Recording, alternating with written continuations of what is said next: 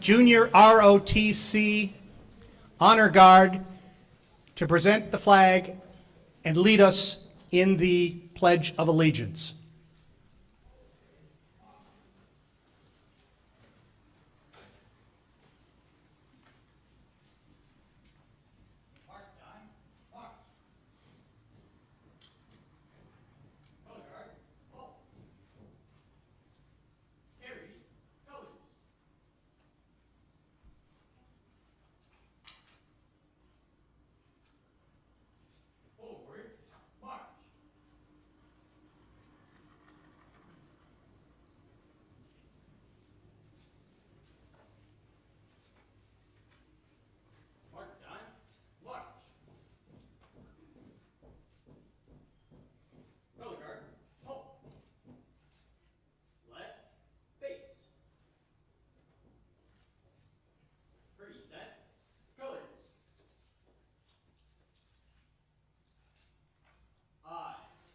Pledge allegiance to the flag of the United States of America and to the republic for which it stands, one nation, under God, indivisible, with liberty and justice for all. Order, colors.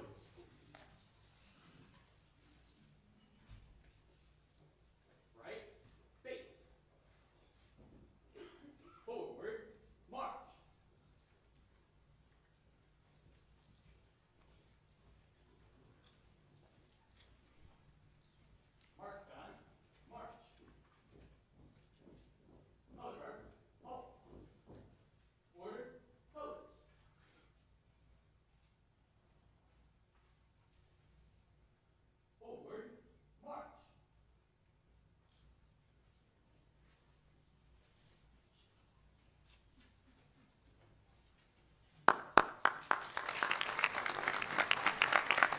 Please be seated. It's my understanding that this is the first time that this particular color guard has had an opportunity to work together in presenting the colors, and I thought they did a wonderful job. Let's give them another round of applause.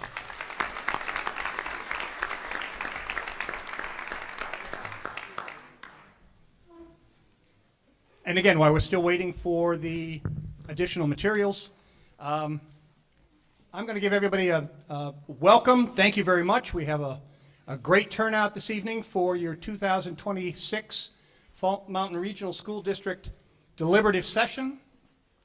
I want to remind everybody that restrooms are generally available through the back of the hall. And, okay.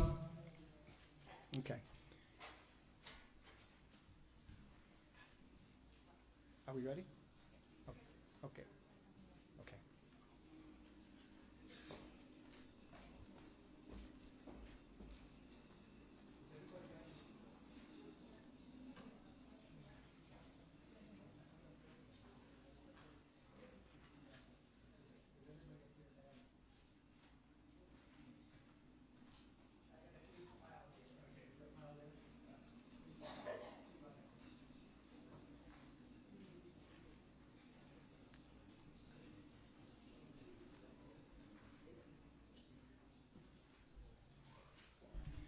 And I will call a quick recess. For those people who were not able to get their written ballot, please come down now to your supervisors of the checklist and get those ballots. We had some more printed and they're now available for you.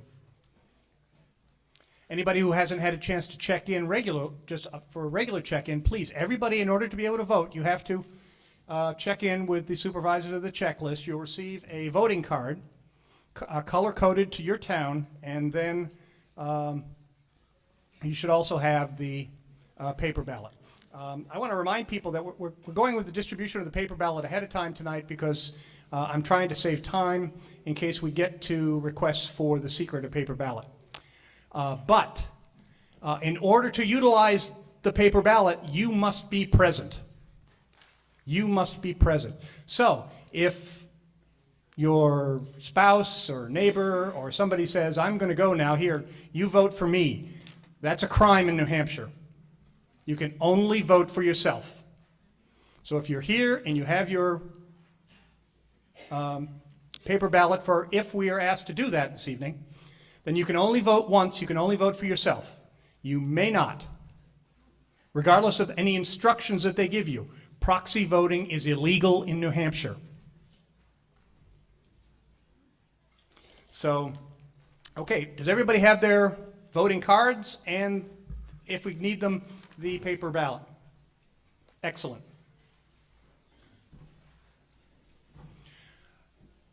As we move forward this evening, we will read the warrant articles. I will read the warrant articles and then open the each article for discussion after any presentations that are going to be made by either the administration, the school board, or the budget committee. If you want to speak, please come down to one of the microphones. You need to identify yourself and the town for which you're from. Only voters of the 5 towns of the Fall Mountain Regional School District are eligible to speak and vote. So you have to be a registered voter to be able to speak and vote. One exception that I have generally made to that rule is that if you are a resident of one of those 5 towns and you're not yet of age to register to vote, I will allow you to speak. I think that this is an educational organization that we are making decisions for tonight, and the best way to have young people learn about something is to have them do it. But if we have anybody who is not 18 and who wants to speak, that's fine, but you will not have any other rights of the floor. You will not be able to make motions or other procedural matters. But if you do want to speak, you're welcome to do so. Everybody will have 3 minutes. The minutes will appear on the screen when you start talking. Now, if you have a question directed to somebody in the administration, the school board, or the budget committee, we will stop the clock in order to get your answer. And then the clock will start again.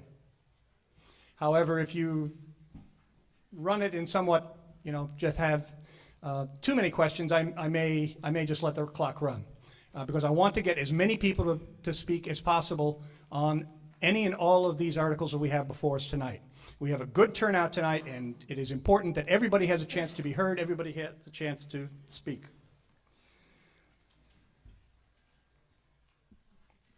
In particular, I want to make sure that everybody understands that when you're making comments, please address me, talk to me.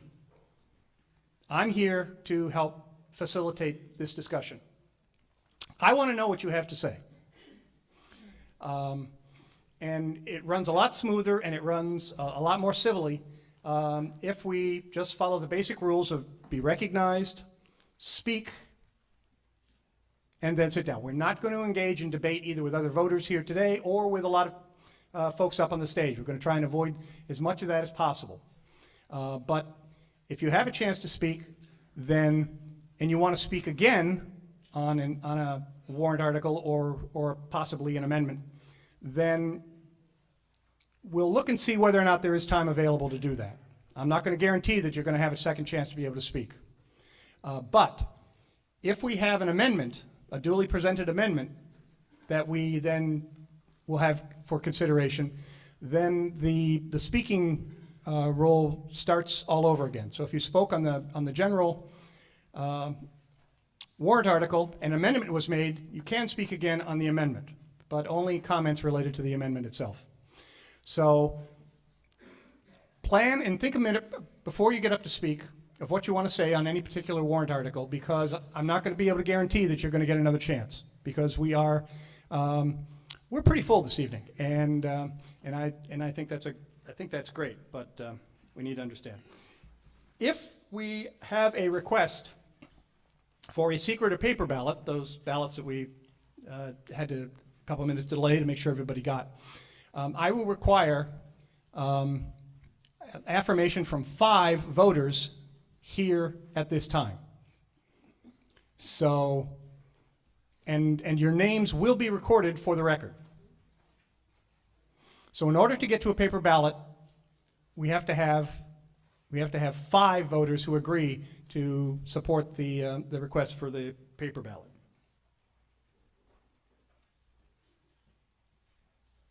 Also, in general, again, having to do with civility, random shouting from the audience is not necessarily going to be helpful or productive. I'm aware of what time it is. I'm aware of how long we're going to be here. So I appreciate that that after a point in time that some people may become frustrated that others of their friends and neighbors across the 5 towns may have other things they want to say on a particular warrant article. So if you're just calling out stuff like, you know, call the question, don't expect me to pay much attention to that. In fact, I may not even acknowledge a motion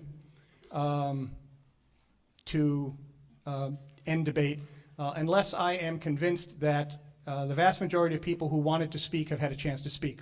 We are here to debate and discuss tonight. And I expect to keep that as open as possible. Also related to the time, I'm watching the time. I have it here on the computer in front of me. The time is as much a reminder for me as it is for the speaker itself. So we will move, and I will be pretty strict, I think, with keeping the time. But letting somebody complete a sentence or something like that is not, it's not beyond what I'm going to do this evening. Now what I'd like to do is have the members of the stage up here, our administration, our school board, and our budget committee introduce themselves. So we'll start over here in the corner with our board clerk, Misty Bushy. Allison Minutelli. I am an attorney from Wadley Star and Peters representing the district. Lori Schmidt, Business Administrator. Chris Young, Assistant Superintendent and CIA. Alyssa Bascom, School Board Chair at Large. Sarah Vogel, School Board Chair, School Board Member from Ackworth. Kevin Keys, School Board Member from Langdon. Karen Schwabe, School Board Representative from Alstead. Shelley Andrews, School Board, Charlestown. Jamie Teague, School Board. I think I'm the secretary, and I am an at-large member. Ryan Schoonover, Budget Committee, Ackworth. Suzanne Clark, Budget Committee, Alstead. Chris Spalding, Budget Committee, Charlestown. Amanda Chapey, Budget Committee, Langdon. Crystal Roll, at-large Budget Committee. Steve D'Alessio, Budget Committee, Walpole.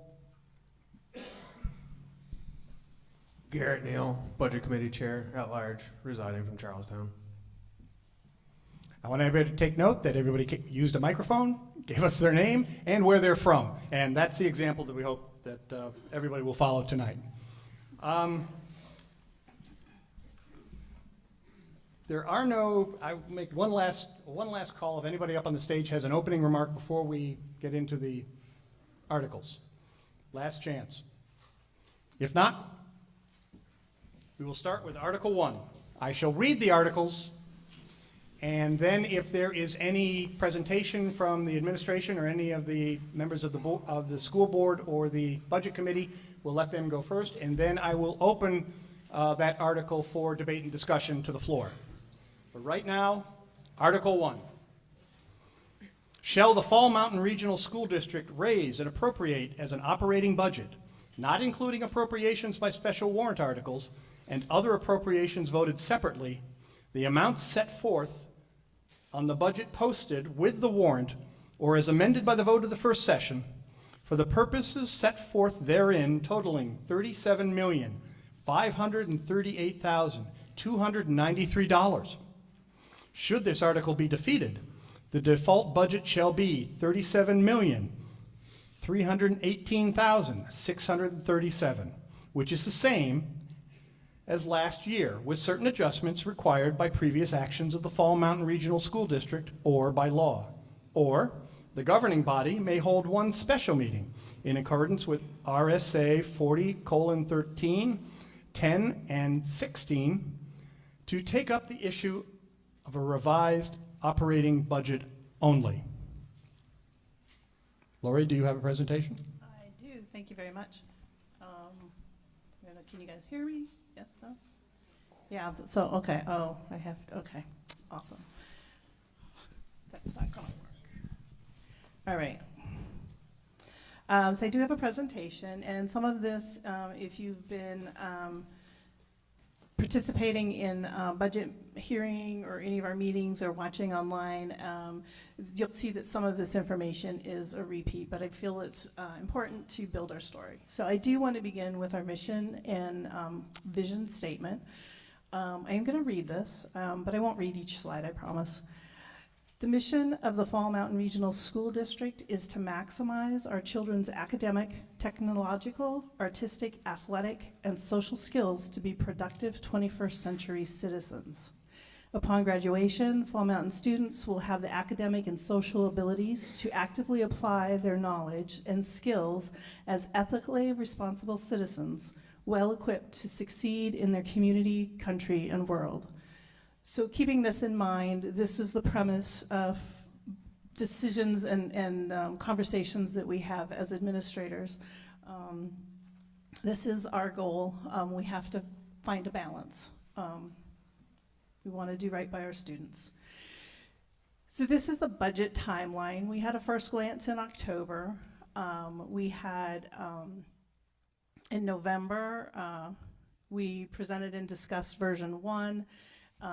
And that was our complete proposal from the administrators for the general fund budget.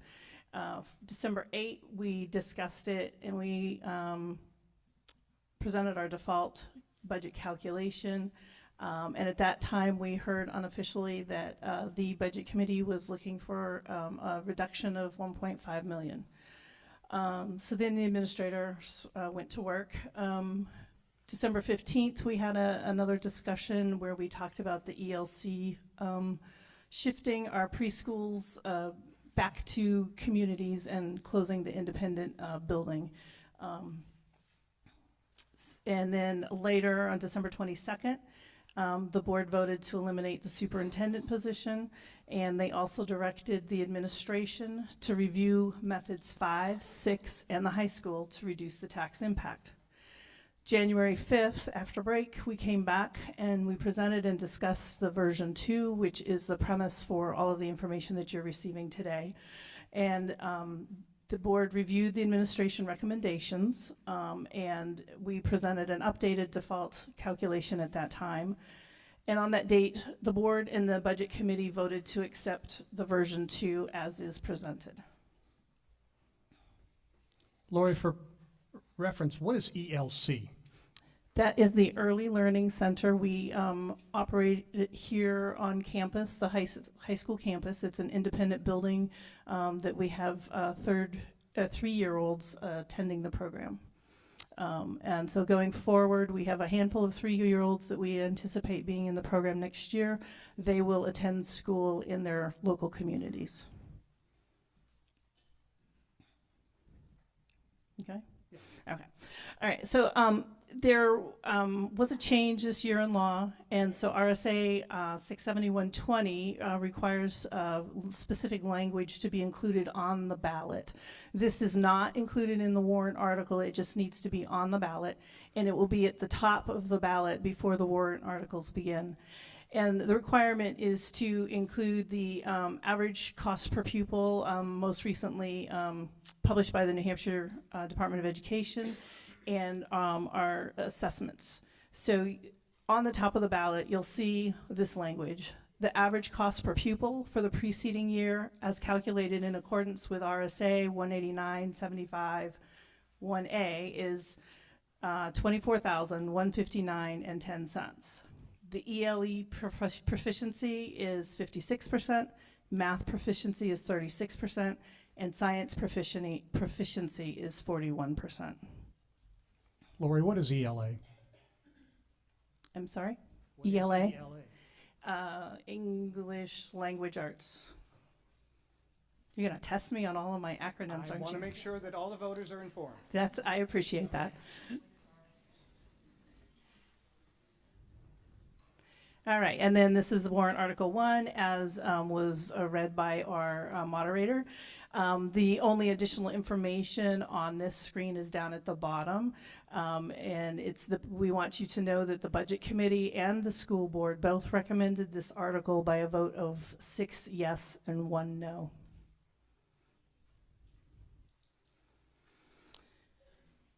So the articles have a tax impact to each community, and this summarizes what that is. So you can see that Ackworth has an increase of 14 cents. Alstead has an increase of $1.38. Charlestown has an increase of $2.78. And then Langdon has an increase of 47 cents, and Walpole an increase of 67 cents. So on the far right-hand column, you can see what that estimated change is on a property at $100,000 value. This information was included in the budget digest that you should have all received in the mail. And this presentation, by the way, will be put onto the website after this evening. So here's our budget summary. You can see that salaries and benefits are about 80, I think it was 82%.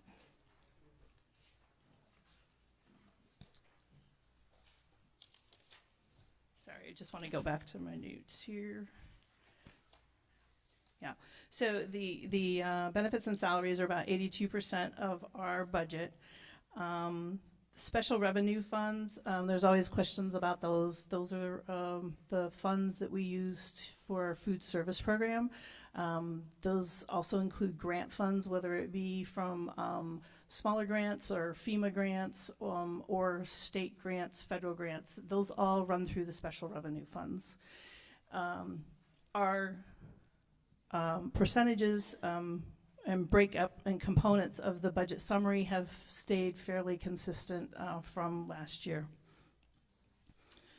So you can see that the general fund budget is the $35,479,560, and then you add in your special revenue funds to come up with the total operating budget that is included in the warrant article. So here is another look at the budget makeup, and this is to show that 86% of our budget is contractual. Our utilities decreased a little bit this year and are down to just under 3%. Our special revenue funds had that ratio increased a bit, and the discretionary, because our utilities, because the other components changed, discretionary did increase a little bit. So I'm consistently asked, let me back up a little bit. So the special warrant articles that you'll be reviewing later are not included in your budget. This is just Article 1, and everything else you vote on separately. Once you've voted on that, it gets added into the operating budget.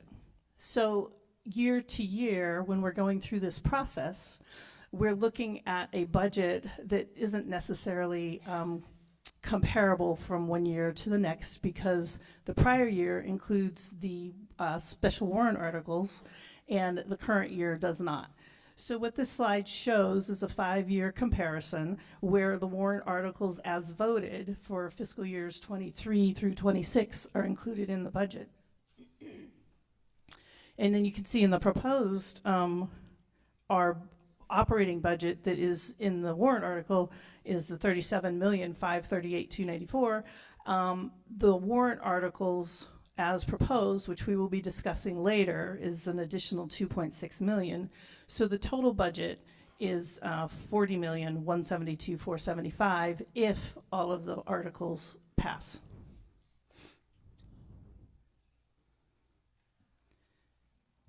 But when we look at the warrant articles, here's a summary of them. This is Articles 2 through 9, I believe. Only the first warrant article raises new tax dollars. So that would add to the tax impact that we looked at a few screens ago. And when we're discussing Article 2 later, we'll have the breakout of the tax impact, so you'll see what the proposed contract, how that impacts your community. The capital improvement activities, those are all proposed to be funded through the capital reserves that are already set aside and held within the community. So that doesn't raise any additional taxes. But again, once the warrant article is approved, it's going to be added to your operating budget, which increases your operating budget, but you'll have an offsetting revenue coming in from your capital reserve account. So that's why there is zero tax impact. So that 2.6 million was a little scary, but you can see that there's only one proposed warrant article that has an impact in raising additional tax dollars. So the deposit to capital reserves, that's 500,000. That is an increase from last year. The last couple of years, I think we've looked at 250,000. We'll talk about that further later in the evening when we're discussing the individual warrant articles. So the significant budget drivers, and this includes all of the changes that were made during the course of the budget process. So from our first look in October to January 5th when the Budget Committee and Board voted and approved a final budget number, these are significant changes that are built into this budget. We have eliminated positions of 1.6 million. We had a reduction in adequacy aid. So an important note is that both the revenue and the expenditures factor into tax impact to the communities and to the individuals. But when you're voting, you're only voting on the expenditures. You don't actually get to have input or vote on the revenues, if you will. Sometimes the emphasis isn't there on revenues, but it's important to know that the state is reducing our support overall by $978,000 just in our adequacy aid. Another factor in the budget is that we are limiting CTE programming to New Hampshire partners. What does CTE stand for? Career and Technology Education. We had a reduction in sick leave buyback and early retirement. We had a significant increase in our health insurance. There was an average of a 21% increase, and what this ended up looking like year over year based on current subscriptions is just under $900,000. We have increased out-of-district tuition needs that are based on student needs for next year, so that has increased our budget by $395,000.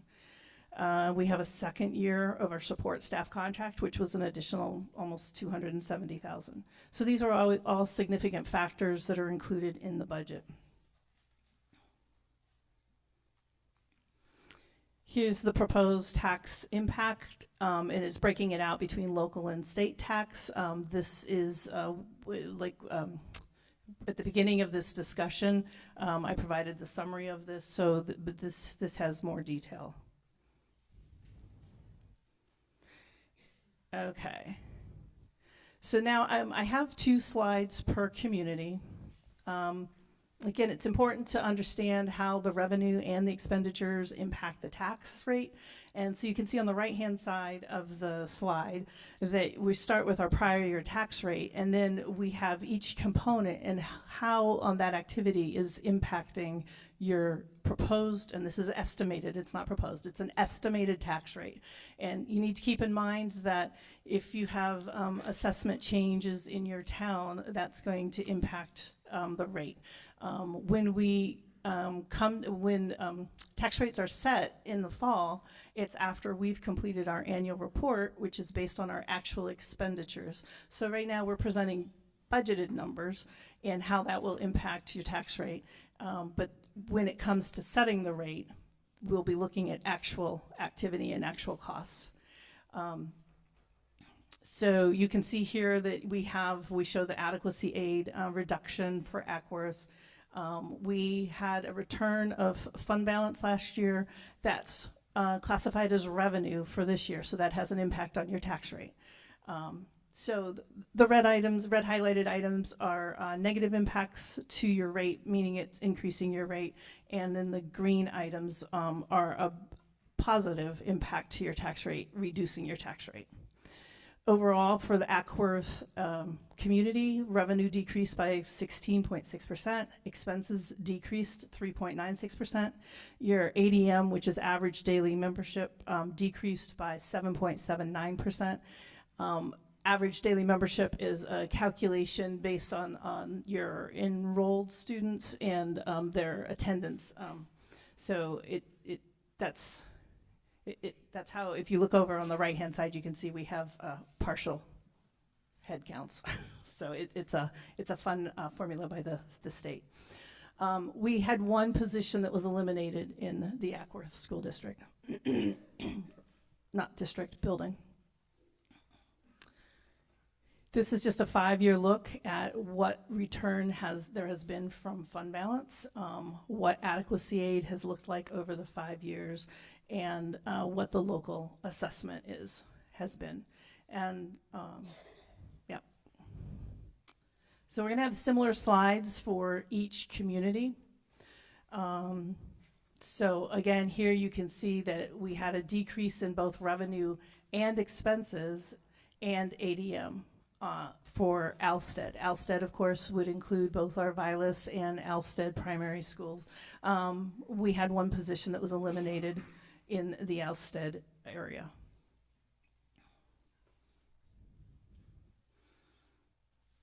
And again, we have the 5-year comparison year to year for each community. In Charlestown, we had a revenue decrease of 14%. We had a very slight expense increase, and we had a decrease in ADM, and we have 6 positions that were eliminated.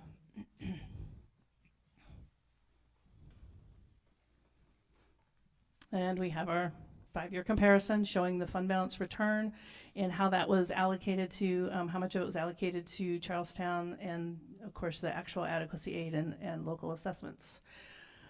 In Langdon, we had a revenue decrease. We had an expense decrease and an ADM decrease. We did not have any positions eliminated from Langdon, which would be just the Sarah Porter School. The high school is shown later. Again, this presentation will be available online if you want to dive into it and analyze it closer. Walpole, we had a revenue decrease, a slight increase in expenses. We had a decrease in ADM, and we had 0 positions eliminated.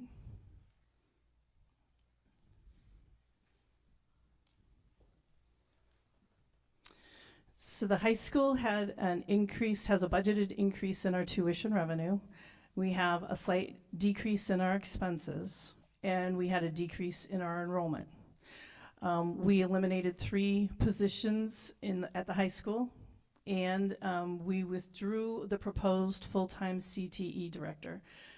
So we had initially proposed, right now we have a part-time director and coordinator, and we had proposed changing that position to a full-time director position with thoughts that we could explore other subject matters to offer within the CTE, with the directives to reduce 1.5 million and to look specifically at the high school. This was something that we felt was prudent at this time, and that we would look at a full-time position at a later date.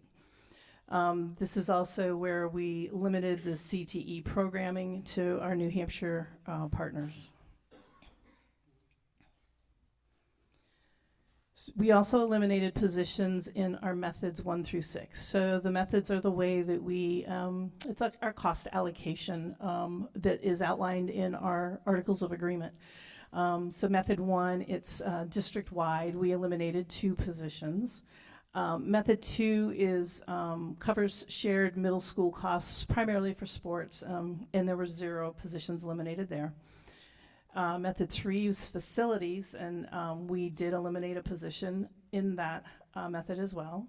Transportation, we did not make any eliminations. However, I should just point out, I guess, that we Instead of having a useful life of 7 years for buses, we're extending it to 8, so we don't have to replace them as frequently. And then instead of replacing the full 7 buses that we were going to replace next year, we're only doing half of those to try to stagger it out a little bit more. In technology, method 5, we eliminated 1 position. And then in our special education and related services, which is method 6, we've eliminated 6 positions.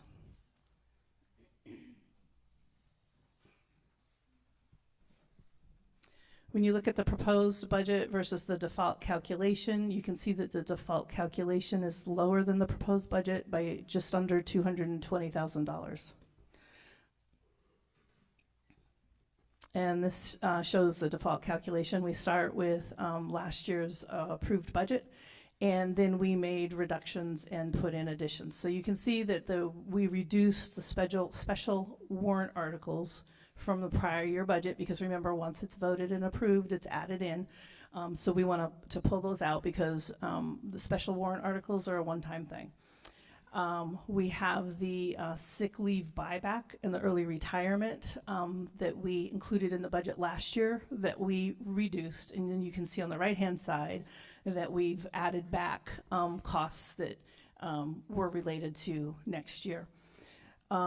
We had a couple of one-time purchases that were eliminated from the prior year's budget number. And then all of the positions that we're eliminating, those positions and benefits, the salaries and benefits, those were eliminated from the prior year budget. We have additional costs related to our support staff agreement that is added back in. Our health insurance increase is contractual, so that was added back in as well. The out-of-district tuition is also contractual, and that was added in.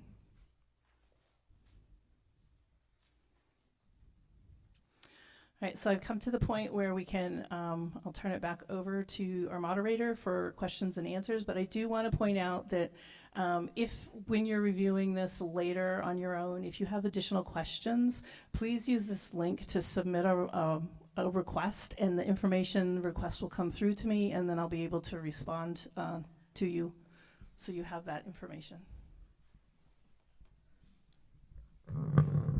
Thank you, Lori. I neglected to talk about before that we did have 1 school board member who is not physically present with us. Chaz Street from Walpole is attending via Zoom, as are a number of our other fellow voters in the 5 towns. Do we have a rough idea, Brendan, how many people are? 53 people are watching on the internet, so behave yourselves. But anyway, Article 1 is now properly before you. Will you discuss it? And again, if you have discussion, please come to a microphone, identify yourself by name and the town you're from. Tim O'Hearn, Charlestown. I'd like to amend the Article 1 budget. I can read the whole thing, or I can just give you the amendment number. I have it in writing here to present. So I'd like to amend the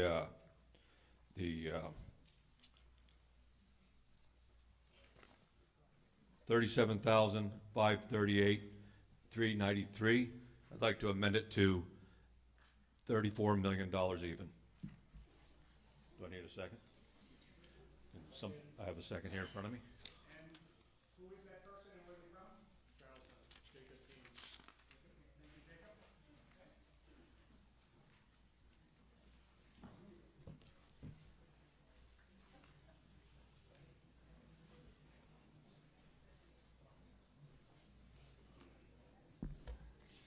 The amendment to amend Article 1 for the total of $37,538,293 would be amended under this amendment to $34 million, and that's it. Okay, the amendment is properly before you. Will you discuss it? The only part of the amendment is the number. Nothing else changes.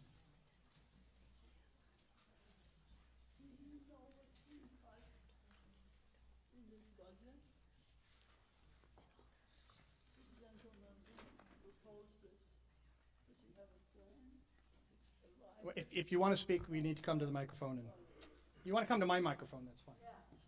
Can you identify yourself? I'm Marion W. Nevelson from Ackworth, and my question is, how do we arrive at the 34 million? Do you have a plan for this? Ma'am, we're not discussing Sorry, yeah. Right. I'll put it back. Right. That's a rhetorical question. We are not going to engage in a back and forth debate between speakers. The amendment is properly for you. You can discuss the amendment, the number. I appreciate the concern that some people may have one way or the other here, but the process we're going to use to keep things moving forward is not to get into a debate between individuals. Again, the amendment to change the budget to $34 million is properly before you. One last chance. Will you discuss it? If not, we shall vote. Please get out your voter card. Please get out your voter card. I will ask for those who approve or support the amendment first, and then those who oppose second. We are ready to vote.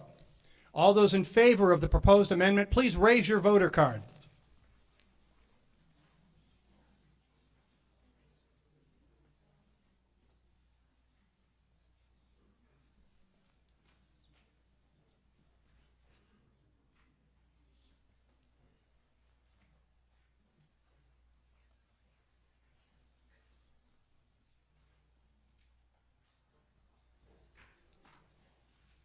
Thank you. Down cards? I got them.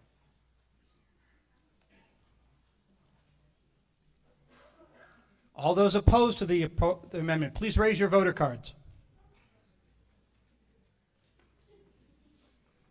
This is pretty obvious to me.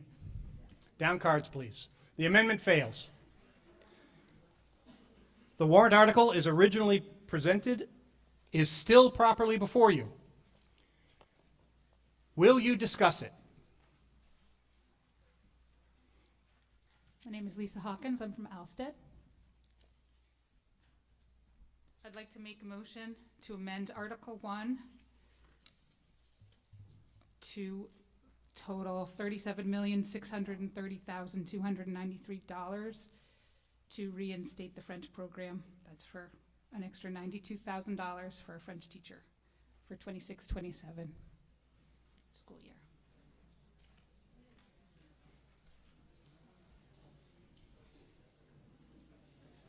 Increasing, yes.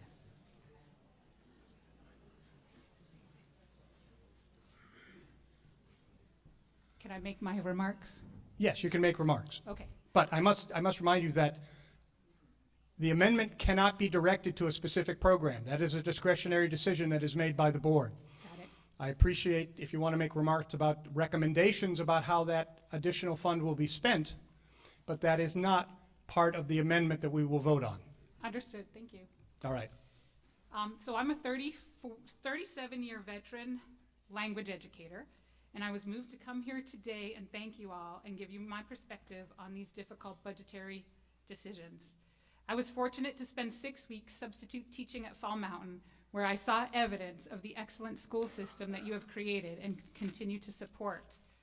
The professional faculty and staff and remarkably engaged, enthusiastic, and caring student body are truly inspirational.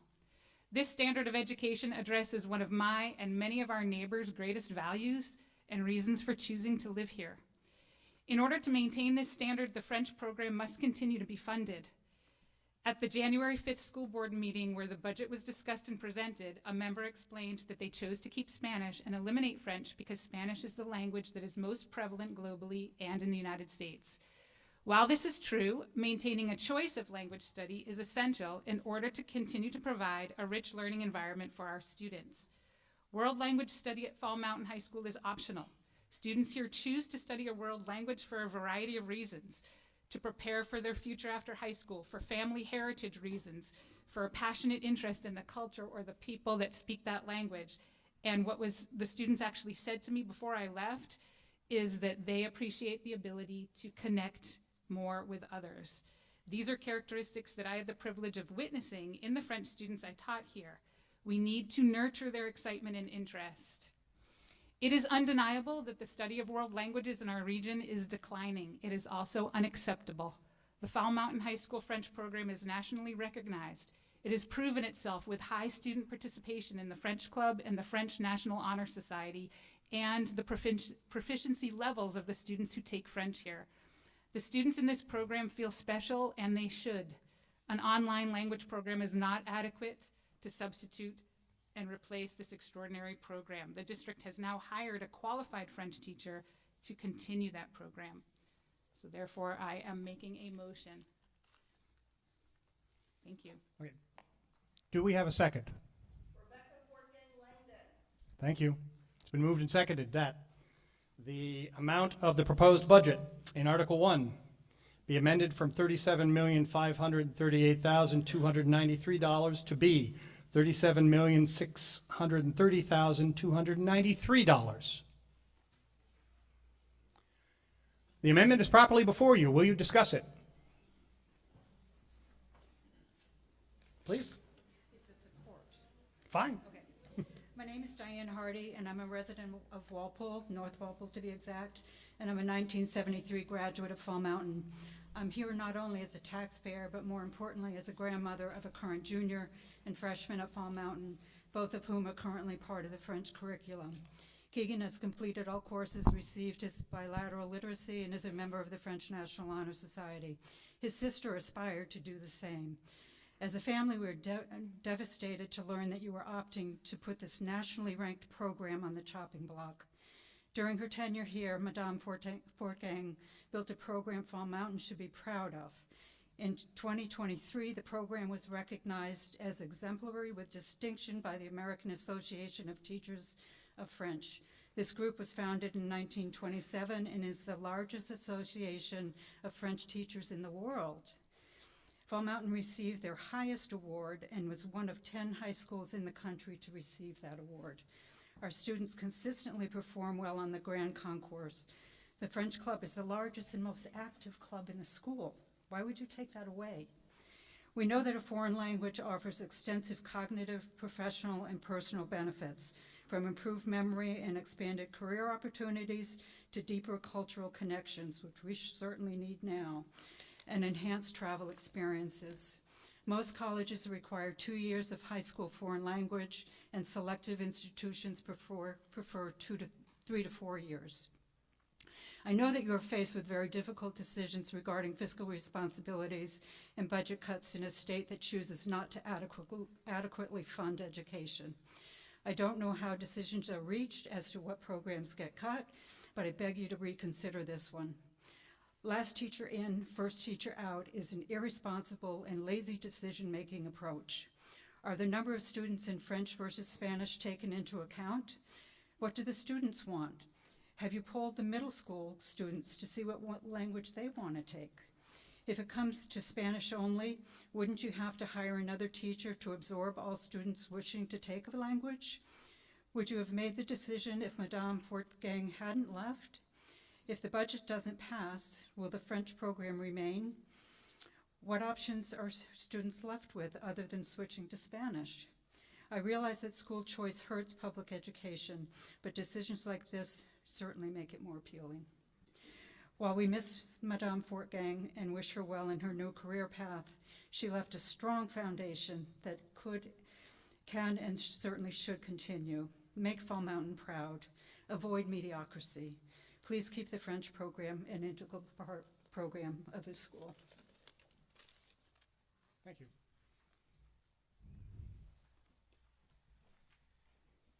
The infamous Rebecca Fortgang of Langdon, New Hampshire. I was the French teacher here. I started in 2019. I was hired as the first French teacher to replace a Spanish teacher. There was no French teacher before me. Within 3 years, I built a #1 ranked French program in this country. It has been ranked #1 by the National French Teachers Association for the past 3 years.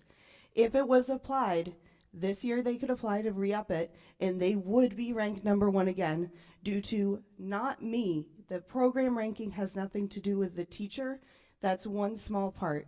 It's about enrollment numbers. It's about AP classes, dual enrollment, meaning the students are earning college credits. We have a revolutionary college credit program by having AP language students receive sociology credit by studying contemporary issues. That is a completely novel concept unique to Fall Mountain alone. The program here has students that have earned the seal of biliteracy. If you look at the alumni of the program, they are still continuing to study French. The students this year went to New Hampshire World Language Day, where they got to sit in and observe a classroom. The student teacher, the TA of that classroom, was Jay Nadeau, who graduated from here and is now studying to be a French teacher. We have students at Stanford who get paid to go to Stanford University, majoring in French. He's currently in Paris. Caleb Hu Lawrence. We have Grace St. Pierre, who's majoring in French to become a teacher at Stony Brook University. Bryson Martin graduated, is living in Montreal, Canada, in a bilingual city going to McGill. We have future alumni, Azure, whose plans to minor in French. I talked to a recent exchange student, Emily Nikolov, who's from Macedonia. She's using her AP credit to apply to go to school in England to do biochemistry with a French language specialty. The students at the French program aren't just students at Fall Mountain. We're preparing them to be global citizens, and they are continuing their language studies. The French program has put on the craft fair for the past few years. It has also put on the homecoming dance, run the vending machines, done concessions for the entirety spring sports, brought in over $12,000 last year in fundraising efforts alone. What does that go towards? The Honor Society students, 16 people went to Canada for 4 days this summer. The students did not have to pay for that. The students this fall presented at the New Hampshire Association of World Language Teachers Conference, where they taught other teachers how to be better teachers. They've won Best of New Hampshire at that same conference and gone on to New York to present. I still have time, thank you. They've gone and presented internationally in Canada and also down in New Orleans. Please help save this program. C'est tout, madame.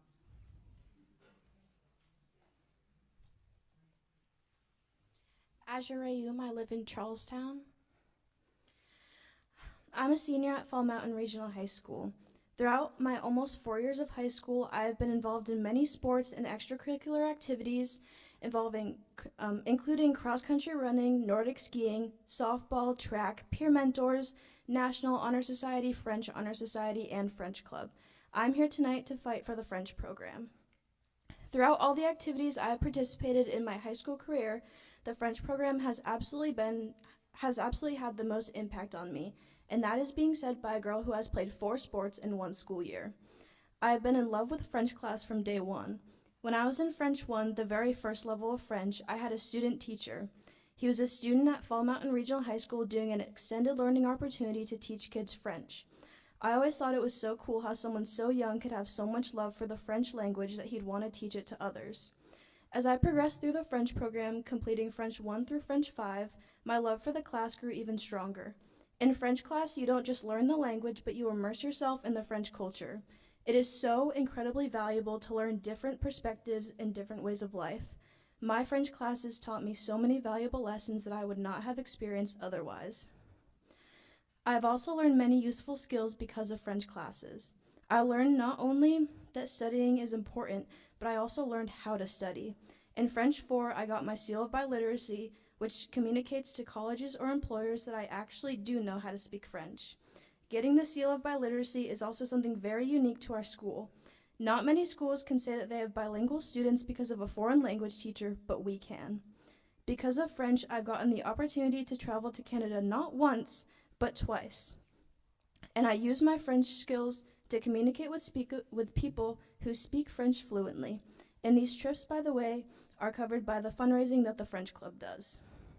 This is true for all French Club activities. We are completely self-funded through fundraisers, raffles, concessions. You name it, we do it all.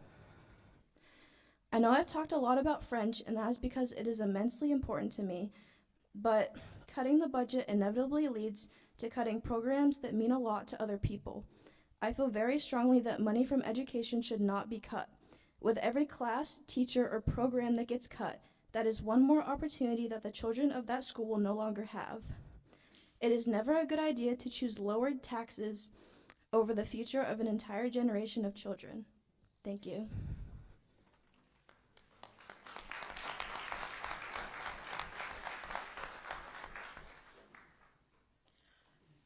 Kira Dosher from Walpole.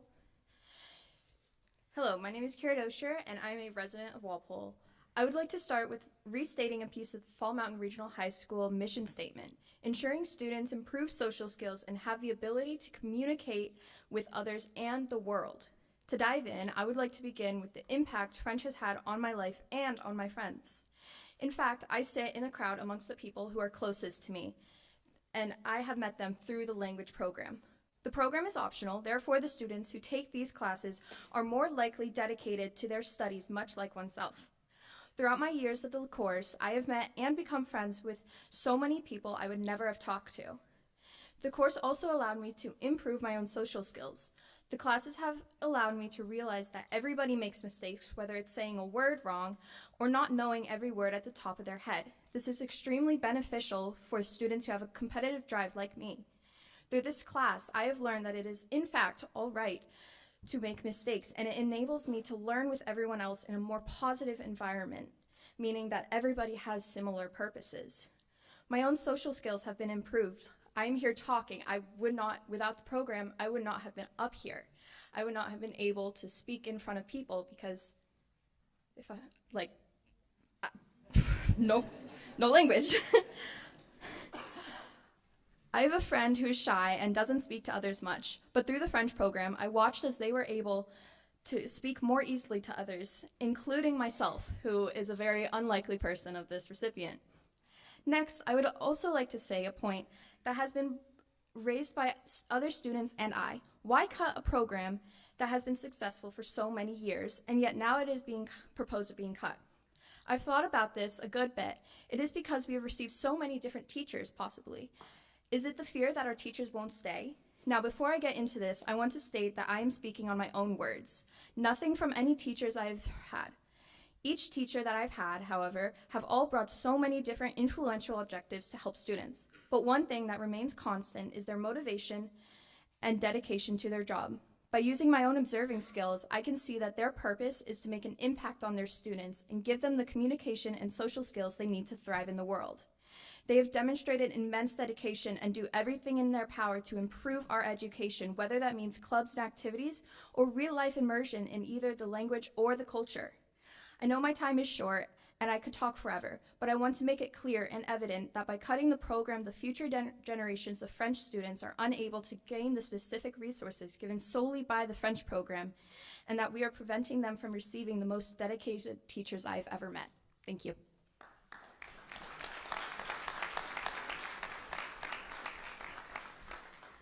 Yeah, I'm proud of her too, but we're going to try and not do audience approbation. Like I've said before, we're not going to yell stuff out, and we're going to not applaud, please. But yes, she did a very nice job.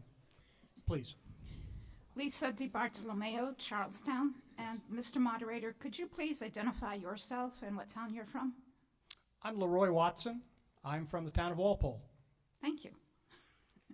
I'll be really brief.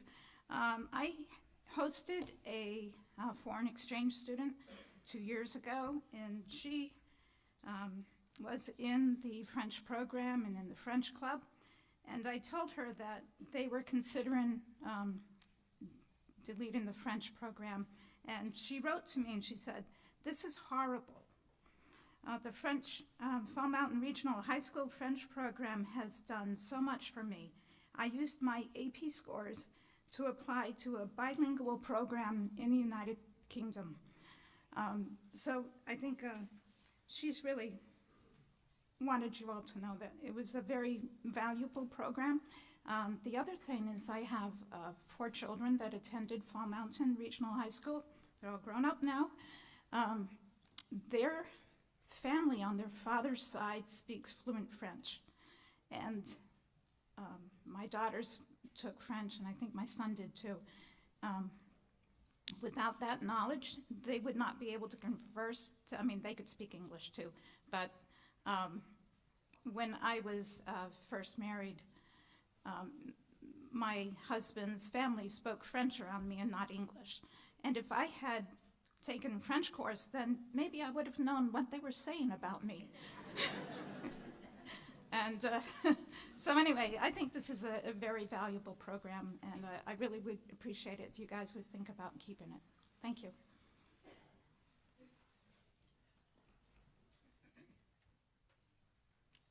Hi, I'm Rebecca Bowen. I'm from North Walpole. I am a senior here, and I am currently taking French 5. I have participated in the French program for the past 4 years and have had quite the singular experience. After completing French 2, I was convinced to take French 3 as well. By then, I figured it would be senseless to not finish the program, so I tried to work French 4 and 5 into my already quite busy junior year schedule. Unfortunately, this did not work out because I was unwilling to skip out on criminal justice. Instead, I tried to schedule them into this year. The only problem with that was, last semester, French 4 was during third block when I was at Tech. Instead, I asked the French teacher at the time if I could take French 4 during what was supposed to be her prep block. She agreed, and I resumed French after an entire year without taking a French class. I believe me being here and speaking to all of you is more about the French program than most words ever could. Almost anybody you ask would tell you that I don't like talking, and especially dislike presenting in front of large crowds. And yet here I am, doing just that, so clearly I thought it worthwhile to come and defend the French program. Despite the fact that my intention had only been to take 2 language classes, so that I could get into college and receive a specific diploma, it quickly turned into me wanting to complete the program. My decision to take French 1 and 2 was split second. I said, sure, why not? My decision to keep going all the way through was reoccurring. If it had been a different program, I might have simply given up trying to fit it into my schedule. But it was French, so I continued finagling my way through the scheduling red tape. And now here I am, quite pleased with my schedule, and asking all of you to reconsider cutting the French program. Doing so will put undue strain on the Spanish program, as students who just want to get 2 language credits will all be forced to take Spanish at the high school. They could take language on VLAX, but as someone who's taken quite a few online classes, there isn't nearly as much interaction and discussion as there is when you take it in person. Taking a language course online would largely take away the speaking aspect, which, as I've come to know, is quite important to actually understanding the language. When taking my solo class for French 4, I wasn't as able to talk and learn from mine and others' mistakes like I have in the other classes I've taken. While not having to talk was just as well with me, I quickly learned that it was quite detrimental to my French education. Others who take a language course online will almost certainly run into the same problem. Taking away the French program will likely also cause the Spanish classes to grow in size and cause problems for the teacher, who would have more to do and less time to do it. This will cause burnout, and the district will have to spend more time and more money to hire someone else. As we all know, time is money, so what I'm asking all of you, what all of us French students are asking, is for the time and the money to see if it's worth it to cut one of the best programs in the high school. Keeping or C'est cutting... tout, mademoiselle. Merci.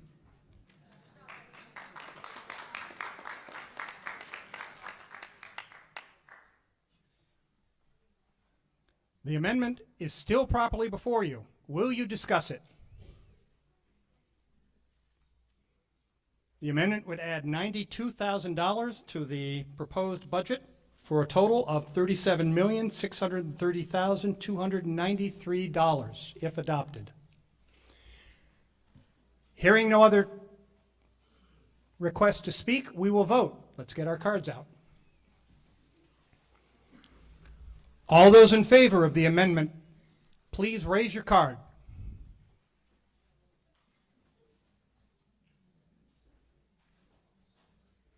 Down cards.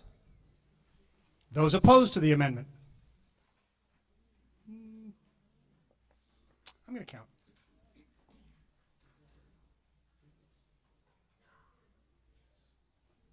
Could we have more than one person counting?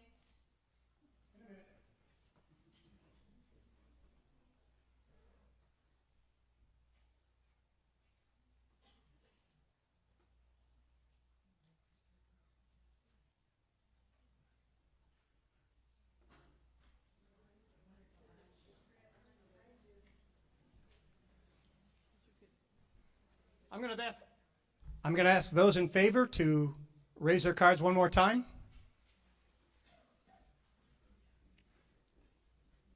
I think it's pretty clear. The amendment passes.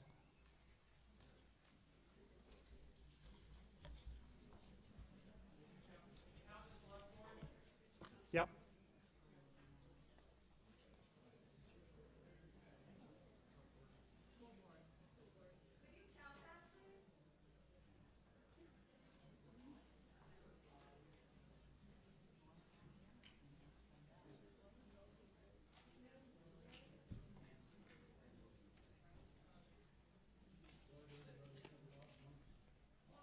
Yes. Okay.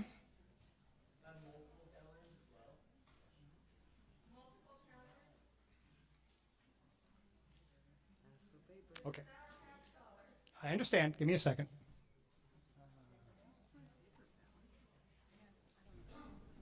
Leroy, I request paper ballot.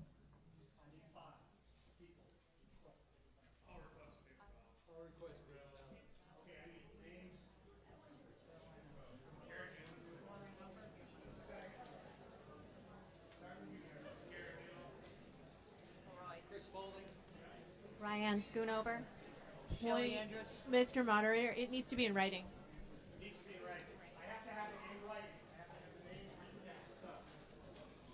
Shelley, need paper? Do you have a notebook?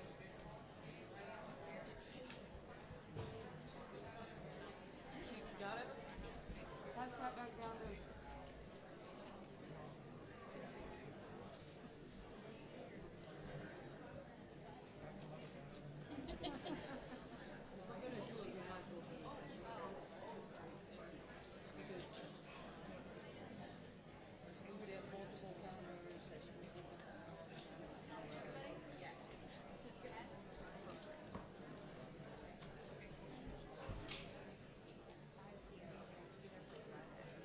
Point of order, Mr. Moderator. Yes. You already passed the amendment.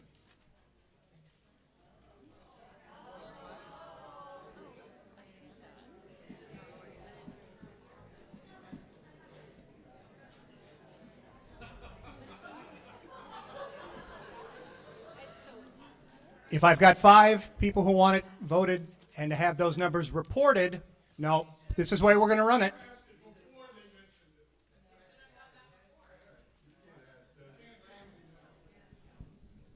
Have I got 5? What's the lawyer say?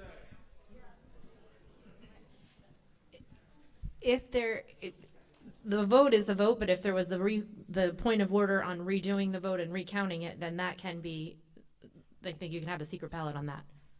You would need to have the point of order motion to have the vote counted again, overruling your hand count.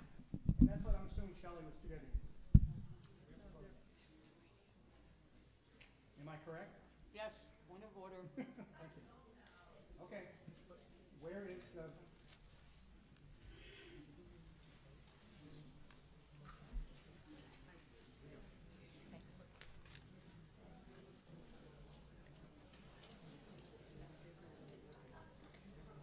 Okay, we're going to vote by paper ballot.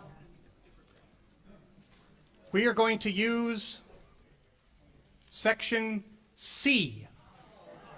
Section C. Why? Because all those in favor of the amendment will check yes. Those opposed to the amendment will check no. The ballot boxes are down in front here. And we're not all going to run at once because that's going to get kind of crowded. So I'll give you a couple of moments to make your ballots, and then I will call you down by town.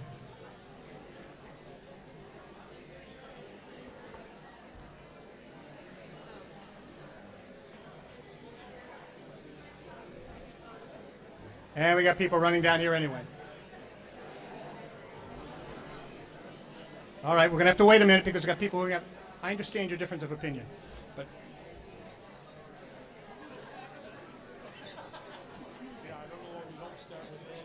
Yes. Huh?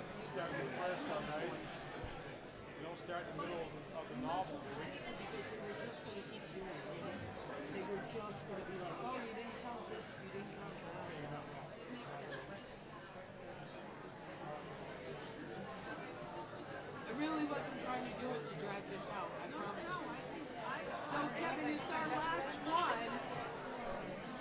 They didn't even put us next to one another.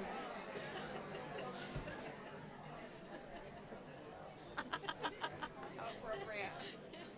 How appropriate. So since we're sitting here, so I'm trying to multitask while we're sitting here. So I always have my paper ballots. So we have 2 different electronic companies that I send ballots to.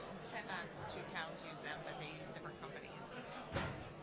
And then I have 3 towns that I do paper. Please use the large ballot box, please. Please use the large ballot box. Is there any reason why I can't do one sheet? I mean, they're electronic.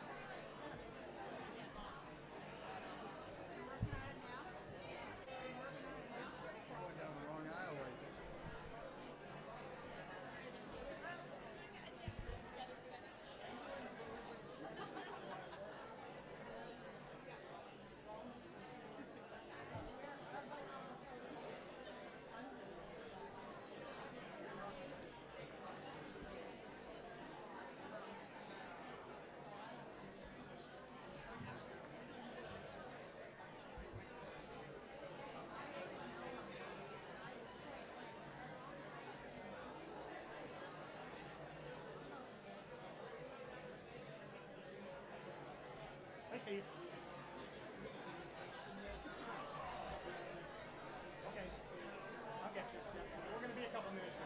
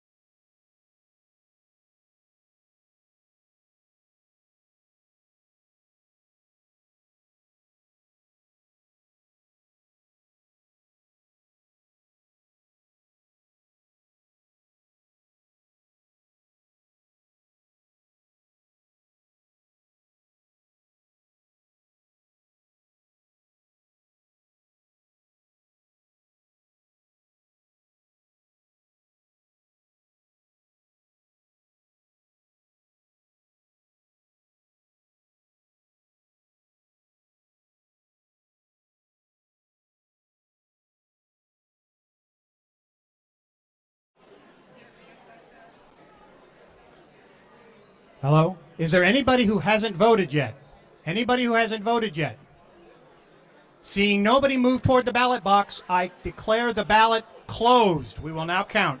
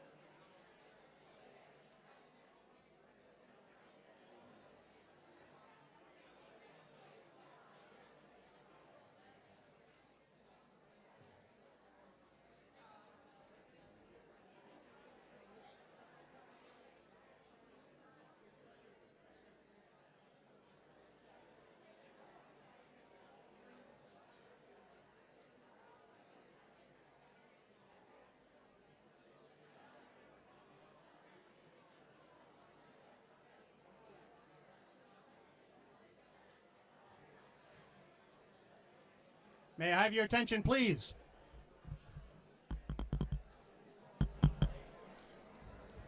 Ladies and gentlemen, may I have your attention, please?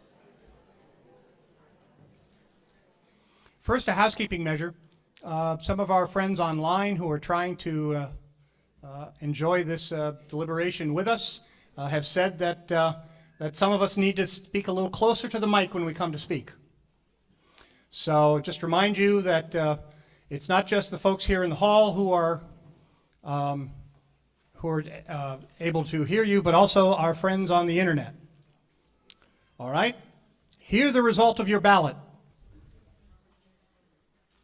Yes, 135. No, 85. The amendment passes. Thank you. We're not doing...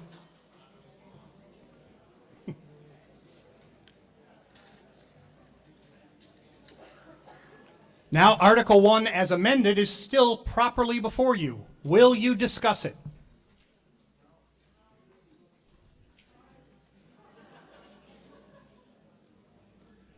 I'm going to go.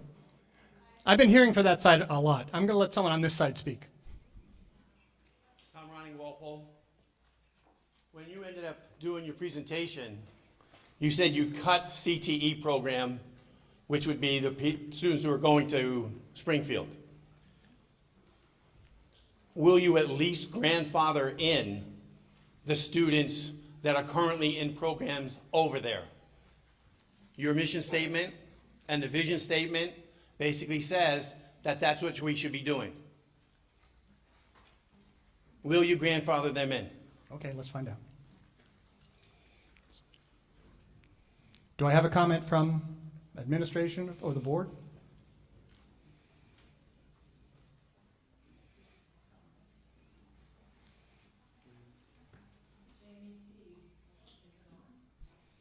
Hi there. Can you hear me? Yep. Okay.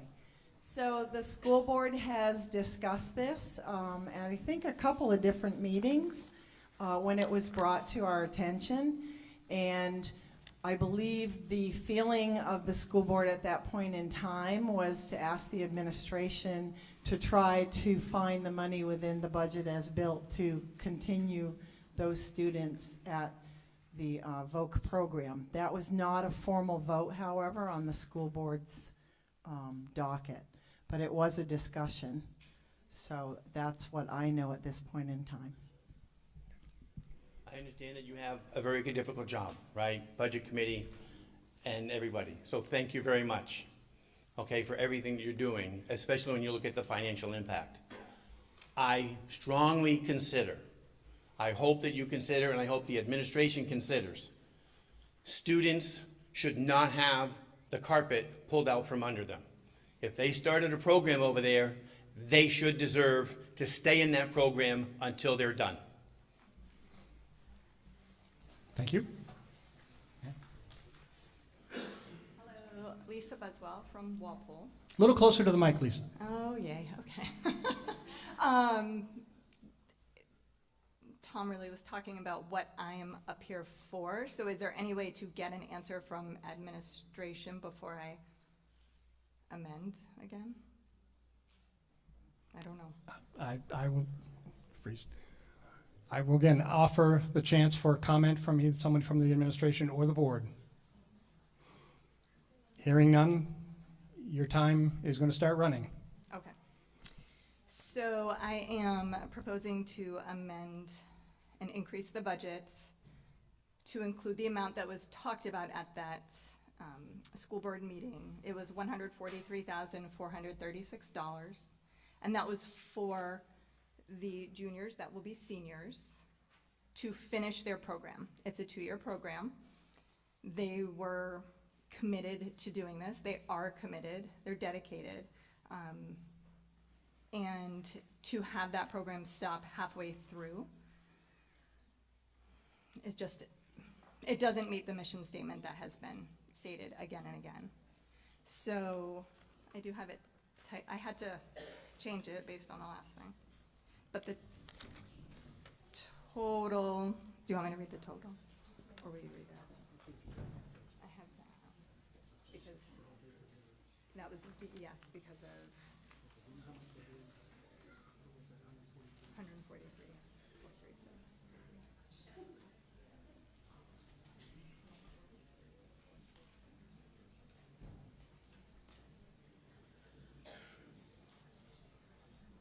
is right now for about, I think, oh, sorry. Oh, wait. Oh, good gravy. Is there a second to the amendment to increase the proposed budget by $143,436? I need. Okay. Okay, it's still properly before you. You have about a minute left. Oh, okay. So I was just going to say it's... No, actually, you have 3 minutes because now we're on the amendment. Oh. I can't imagine I'll take 3 minutes.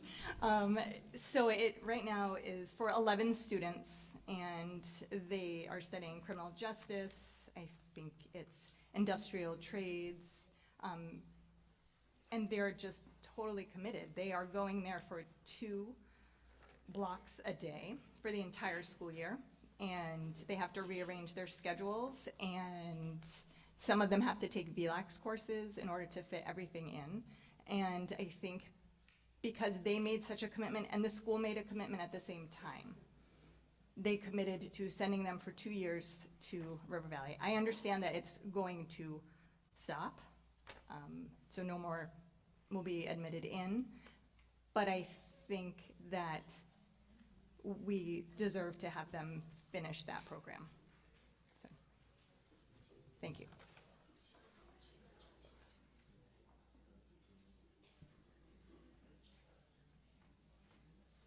Jake Buswell from Walpole. I would like to read the letter that me and my classmates wrote to the school board when we heard about RBTC being cut. Dear school board members, this letter is written on behalf of a group of students from the junior class here at Fall Mountain Regional High School. Each one of us attends the River Valley Technical Center, RVTC, for various Level 1 programs. Sophomore year, we all had to pick our classes for this current year. With this, we all also had to apply and then get accepted for a spot in the program of our choice at River Valley. We had no option but to go there because no other school offered the programs we chose. When making these selections, we understood it was a 2-year commitment for both us, the students, and Fall Mountain as a school to uphold. We each carefully planned out the next 2 years of our education surrounding this commitment. Some of us had thought about these tech programs before we even reached high school, excited to take hold of the opportunities presented before us. When speaking with each other, we realized how much these programs really changed our lives, encouraging career aspiration, personal growth, as well as bettering our academic performance overall. At RVTC, each program has a teacher directly involved with their subject and gives the students time to spend outside of the classroom and in real-world career environments. As a 2-year program, Level 2 is when a lot of internship and real experience opportunities occur, preparing the students for the next steps in life. We understand the need to make budget cuts, and no matter what, it will affect the majority of students. But what we ask is that you let us continue and finish the program we have started and committed to. The overall cost would be significantly less with only having the 11 students in the afternoon class. It would also just be for this next year in order to finish our programs and strengthen our skills for our future. After that, if the cut needs to be made, no further students will be directly affected. Our education is extremely important to us, and we know it's important to you as well. So one final time, we ask that you let us finish the opportunities that we all committed to. We greatly appreciate your time and consideration of allowing us to complete these programs. Sincerely, Jake Buswell, Madeline Pratt, Nicole Cross, Olivia Santalicido, Maisie Baker, and Parker Loudon. Thank you. Thank you.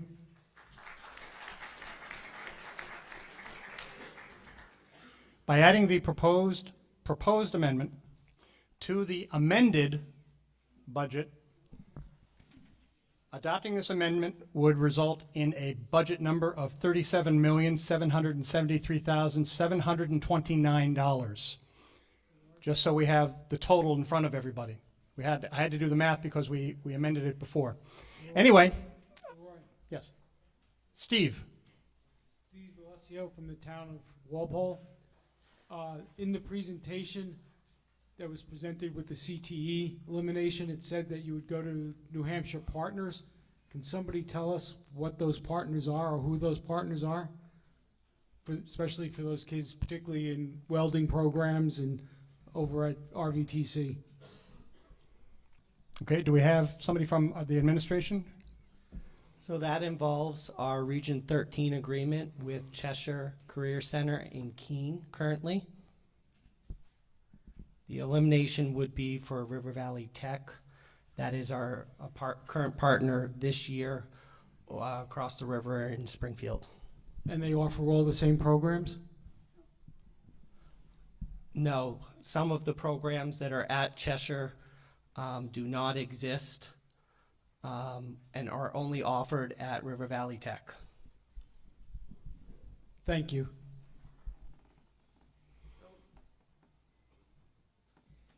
Okay. Shelley? So, Name and where you're from? Shelley Andrews, Charlestown. I guess I'm disappointed in myself in the sense that we did receive that letter from the students at a school board meeting, and I would have thought that it would have been addressed to the students, that this board made a commitment to those particular students that you will not be just left to the wind, that you should absolutely be able to finish that 2-year program.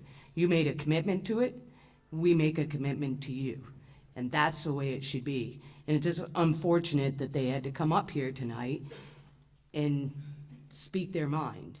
So I was under the assumption this board made a commitment to those students. Did we not, or did we?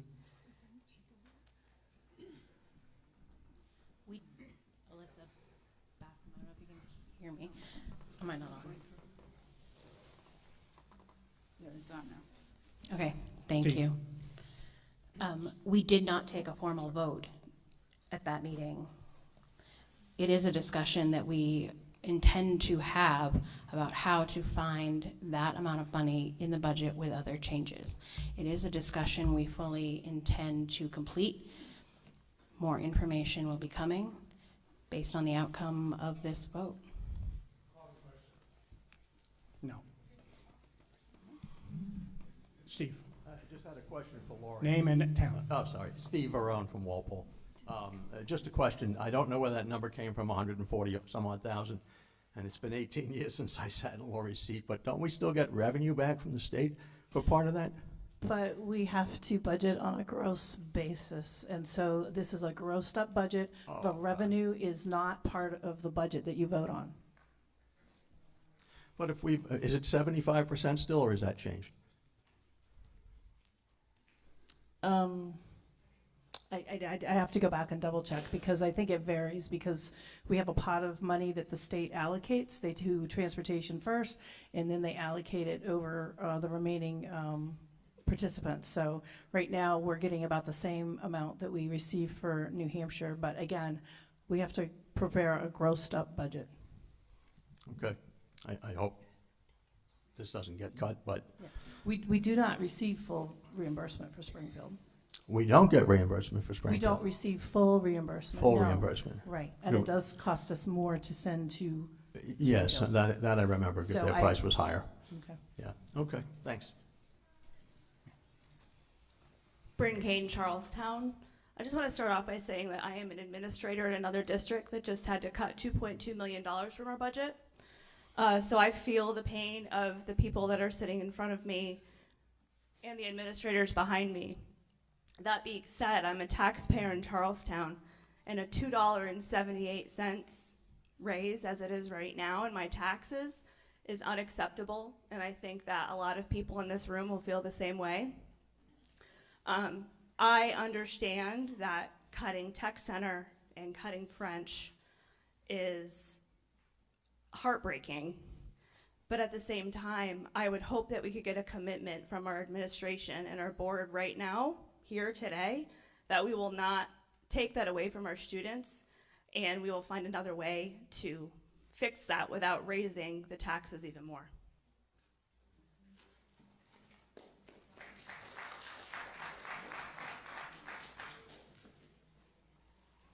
Yeah, we'll go over here one more. Yes, ma'am. Beth Fabiano from Charlestown. I taught in this district for 25 years, retiring last year. My teaching career spanned through the Career and Technical Education Department, Career and Consumer Science Department. The education that these students receive at a Career and Technical Education program is sometimes life-saving for these kids when you talk about their educational process. A lot of the kids that end up in these educational programs, in these CTE programs, are kids who don't necessarily excel in the traditional high school setting. And that these kids have gone on to be successful, productive members of our society, members of our community who have businesses as master electricians, as plumbers, as welders, as carpenters. These are kids that are going to stay within our community. That's what we need to look at. We need to think about how are we going to keep kids in our community. I understand. I live in Charlestown. I know what the taxes are like. Totally understand what the taxes are like. I'm on a fixed income, just like anyone else who's retired. I get it. But we have to think about our kids' educational process, our kids' educational opportunities as it relates to what they're going to do in their future. We cannot continue to say it all comes from our pockets. I get it. We have to think about how are these kids going to give back to our community.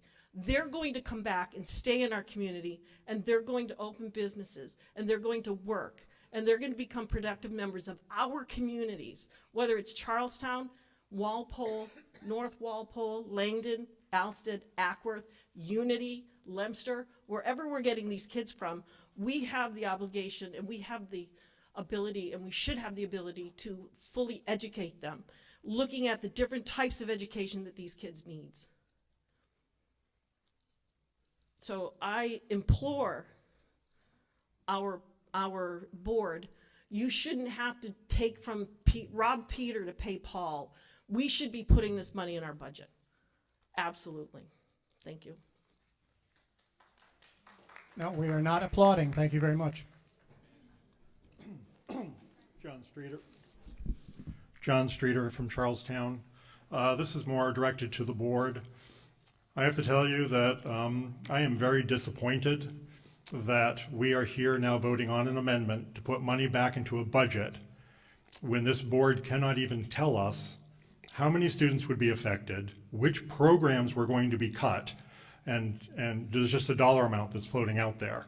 And when asked, we hear that it's discussed, but it was never voted on. That's what you folks do. You vote. You take issues and you vote on them and you make decisions. And if the decision is we're not going to take a vote on it, we're just going to hope that maybe magically we'll find some money someplace, as a taxpayer and a voter in Charlestown, I find that unacceptable. Now, I'm going to support this amendment because it's important that we support these kids. But frankly, that should have been your first line of defense before you even came to this meeting. Thank you. Once again, I have to ask that we not applaud or boo or anything like that. Okay, any other discussion on the amendment? And again, the amendment would be to amend the amended Article 1 to add $143,436, making the total budget $37,773,729. Yep, there we go.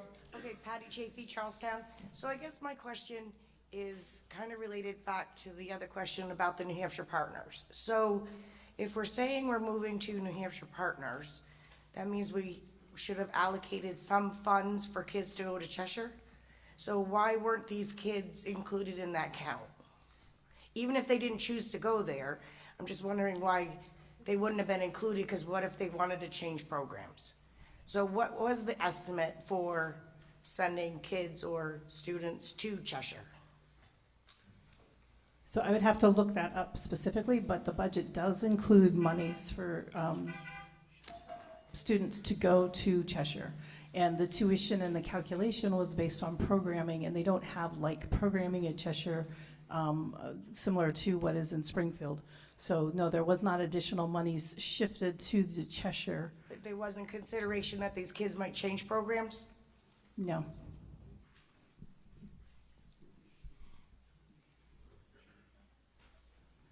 The amendment to Article 1 is still properly before you. Do you have any other discussion? If not, we'll try and vote again. Once again, oh yes, sir. Jamie Shan, Charlestown, New Hampshire. We've heard everything on that side. I kind of want to speak as a taxpayer, and I am a parent also. But right now, I just want to throw it out there for everyone to understand. We're at $2.78 per thousand right now in the adjusted budget. Article 2 is going to add another 53 cents to the adjusted budget, and this possibly could add another 20 cents to that adjusted budget. So I just need everybody to understand that Charlestown's going to be bumping $40 per thousand this year. This is not a simple decision, but it is a responsible decision that us parents and people that put roofs over our homes need to have and maintain. So we're there.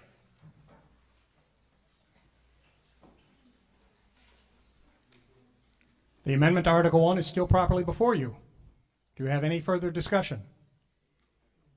Then before I call a vote, I'm going to recruit one or two counters.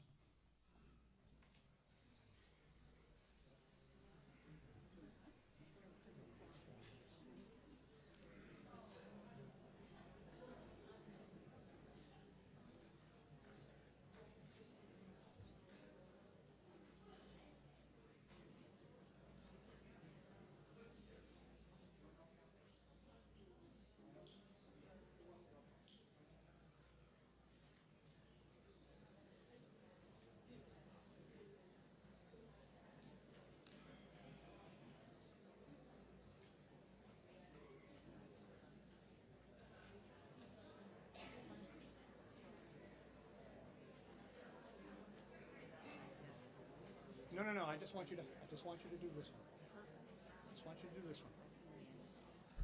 Okay, last chance for any discussion on the amendment to Article 1. All those in favor of the amendment to increase the budget number in Article 1 by $143,436 to a total of $37,773,729, please raise your card high. Keep it high so that I and the rest of the counters can count.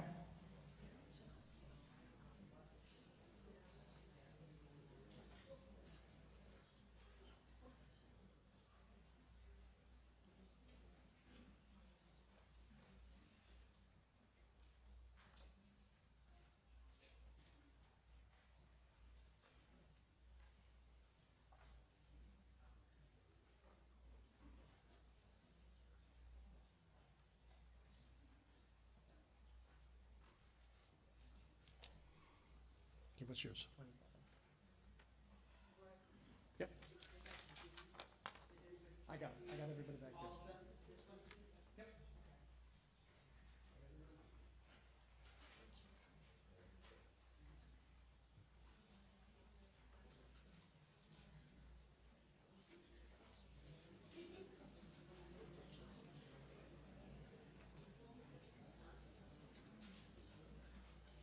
Down cards, please.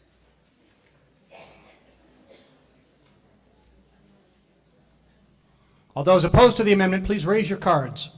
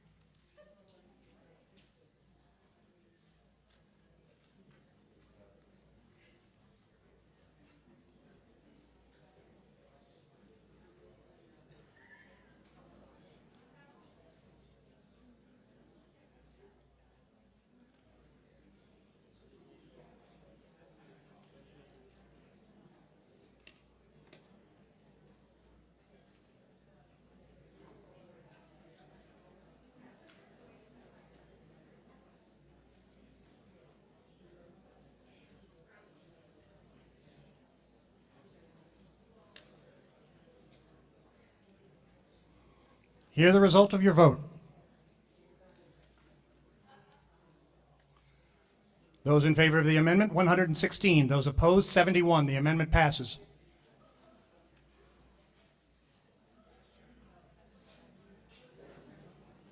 Now I get to cross this one out.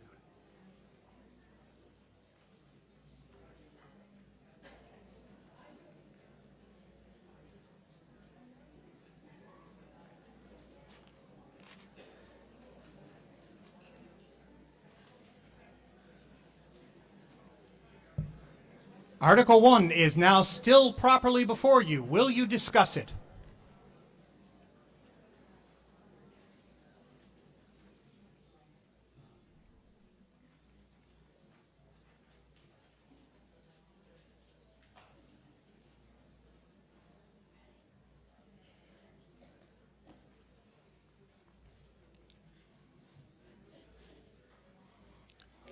Hearing no discussion, then we're going to vote. Okay, I got a discussion.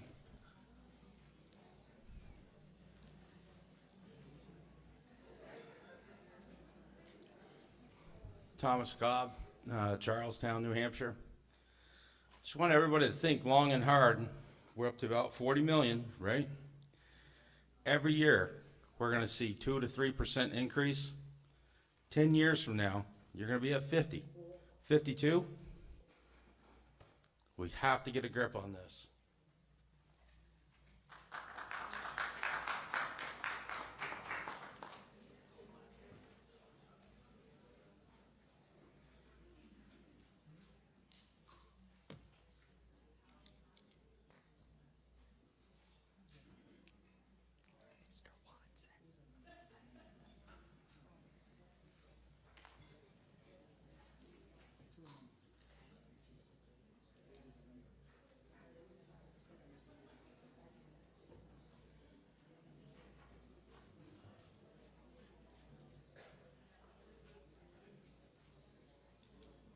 Sorry, just double checking my math, please. Nancy Benware from Charlestown, New Hampshire. I just want to say that the other thing we have to remember here tonight is that we're dealing with the thought that Walpole very well may pull out. And we have all this money going out, and we're not going to have any more coming in to help us. So that's the one thing I would like people to remember.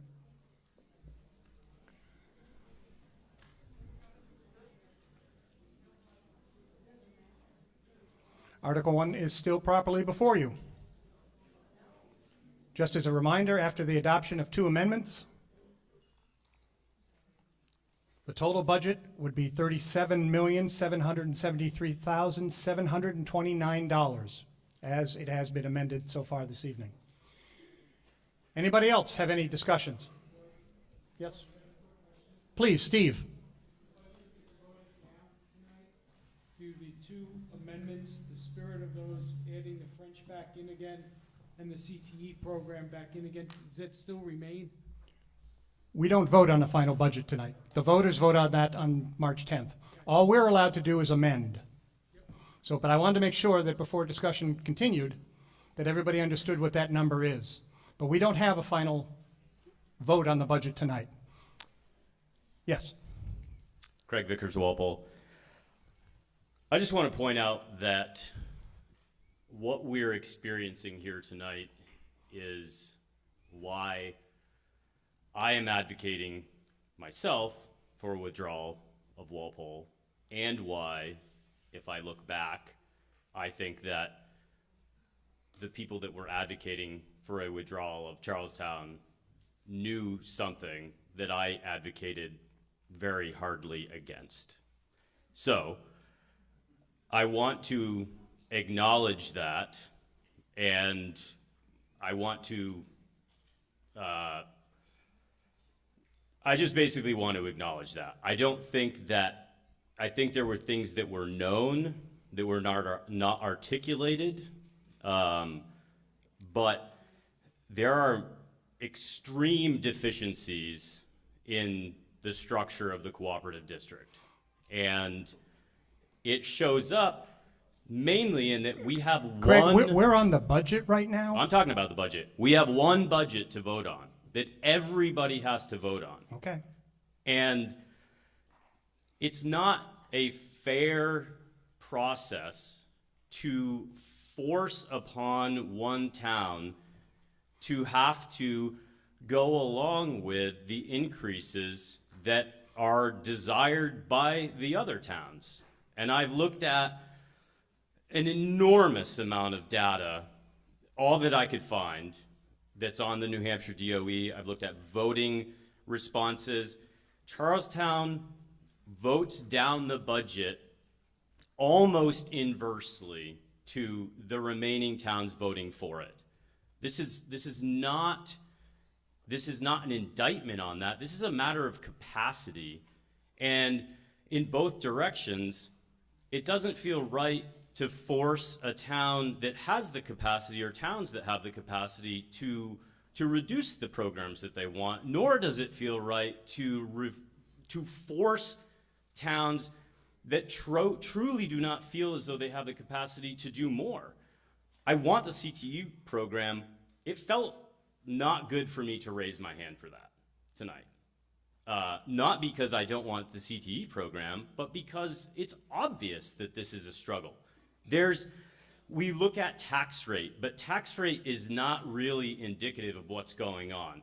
The average cost per pupil looked at as a percentage of median income is double for Charlestown what it is for Walpole. That's significant. That's real dollars in pocket. So I don't want Walpole to withdraw and leave.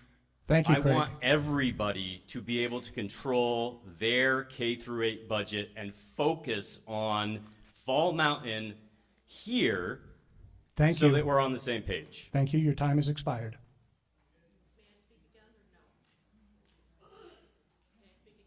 I'm trying to think when you last spoke. I'm trying to think when you last spoke. Were you speaking on the amendment? Yeah. Then you may speak now. Okay. So the budget that we're voting on is something that the entire district is going to have to basically fund. I get it. I know I had a discussion with Alyssa Bascom after one of the meetings recently, and I know that this district, I know the school board had a committee set and ready to go that was going to look at the new articles of agreement and how things are funded in our district.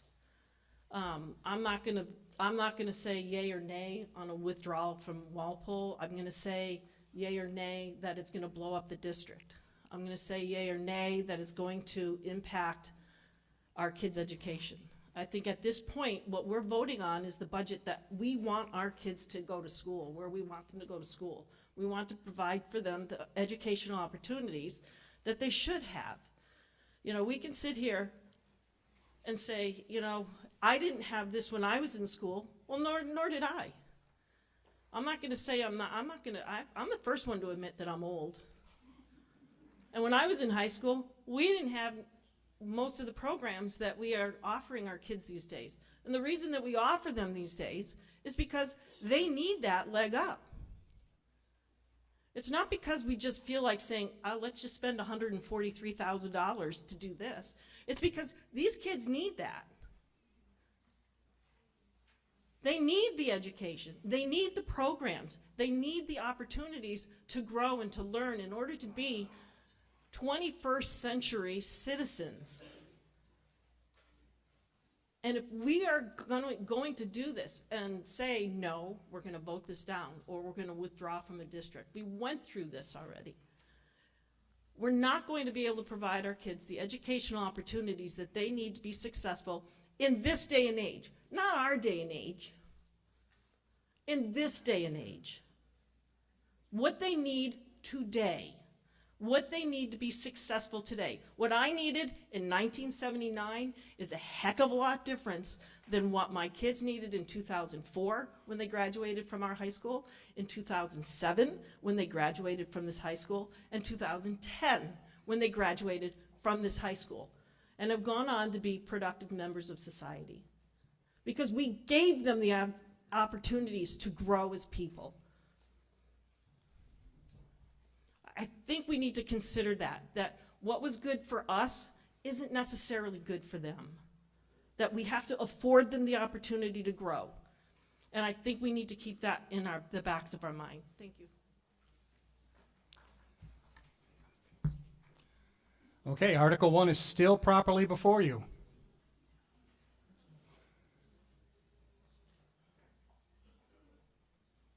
Okay. In particular, I would ask if there are any more amendments, because otherwise I think we've spent a lot of time on this article, had a lot of votes, a lot of discussion. Ooh, one more coming up.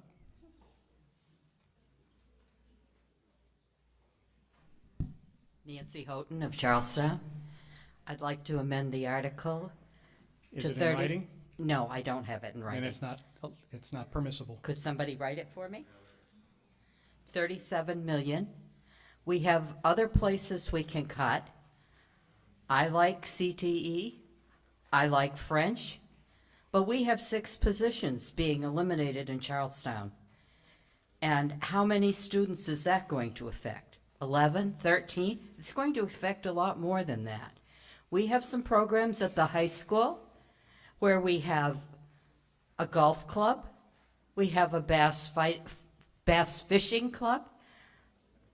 Those are nice to have, but can't they pay for them themselves? Thank you. Can't they pay for these programs themselves? We need to cover the most students we can with what we've got.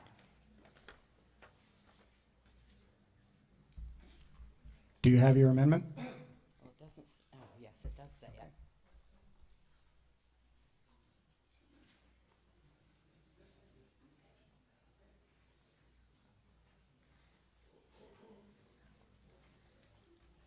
Is there a second to the amendment to amend the final budget number from $37,773,729 to $37 million? Jacob Kane, Charlestown. Thank you. The amendment? Huh? No, we haven't voted on this amendment.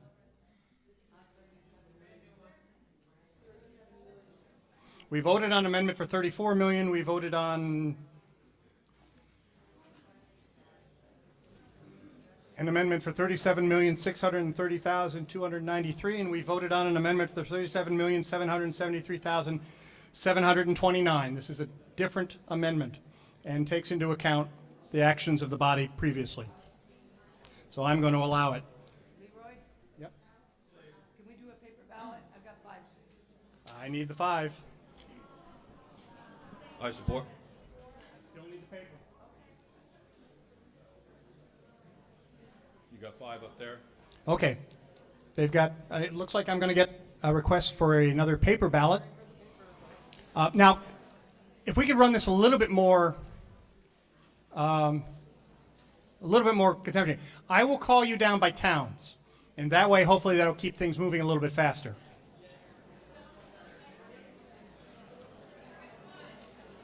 I will. I'll tell you in a second.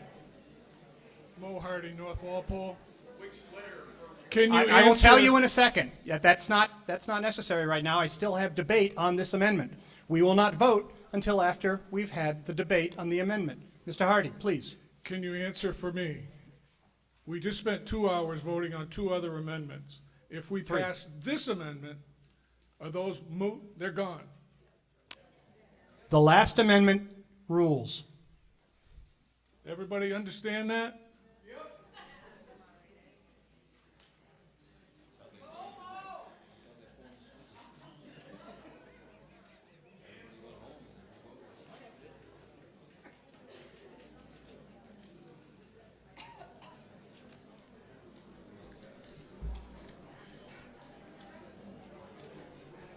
Okay, we're going to vote we're going to use F, because that then should be an easy one to tear off. Yes is in favor of the amendment to change the total budget amount to $37 million.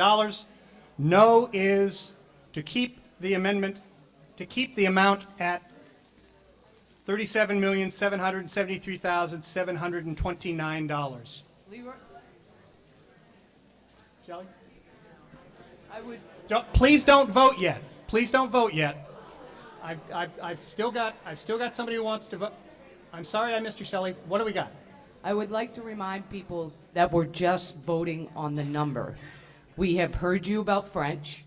There is a commitment, I believe, if everybody in leadership heard what the voters wanted, that was a big yes on French. And, well, no, I can't make any promises. So I'm just saying to you, the other thing is, we absolutely heard from those students with that letter. And if it's the last thing I do on this board, you guys will continue and finish out those 2 years. Can't make any promises, but come to every meeting until March 10th. I don't care how many of you show up, but make it known, because it's something that should absolutely, without question, happen. I'm getting ready to call for this vote. Is there any other discussion? Will you have further discussion on this amendment? Hearing none, I would like to call, oh, wait a minute. Okay, here we go. Hi, Mary Hallie Streeter, Charlestown. So Shelley, I appreciate you saying that you're not going to cut French, that you're going to keep the CTE because it's so important, but we need the money to do it. Thank you.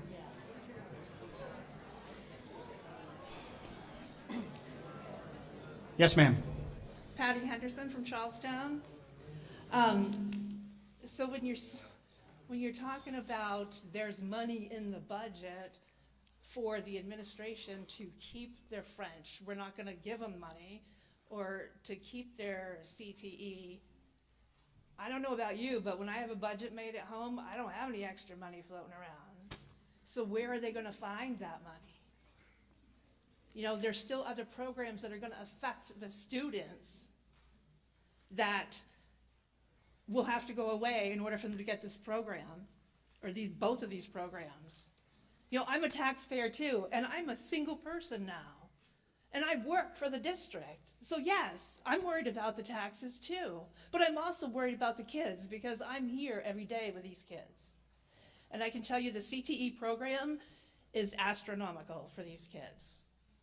And I think, like Beth said, it's something that the kids can have, those that are less fortunate, to be able to go out and go to college because they can't afford it. But they're still going to be members of our society that are contributing services that we need. I think when you just say, you know, the administration can look at their budget and find the money somewhere, I think maybe we should start at the central office. Yes, you cut the superintendent position for 2 years, but I think there's more money that could be cut at that place too. And that has no direct impact on any student service, any student learning, any direct student care, direct student education whatsoever. So I think that's where you really need to start looking.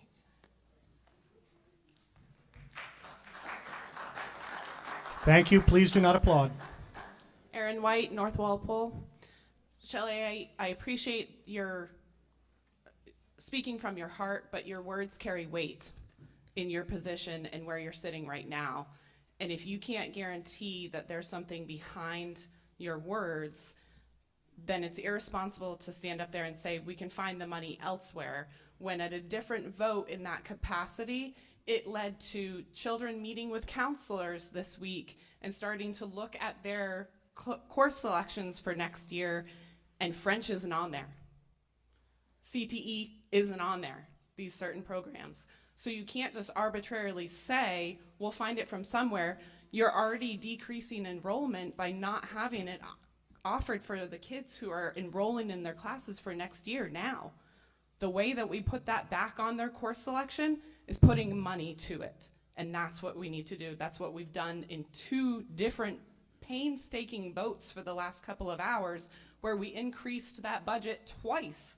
And now we're going to spend time to hopefully turn down another arbitrary decrease where there's no plan in place. That is where we are going wrong. I get it. These are tough decisions. People are struggling. But our battle is at the state level. It's not amongst ourselves. And if we put half our energy into uniting as a cooperative to take it to the state, instead of pitting ourselves against each other and against our towns and against our volunteers sitting up here, or against our administrators who are making tough decisions every day, or against parents who are just trying to do right by their kids, that's where we need to put the energy.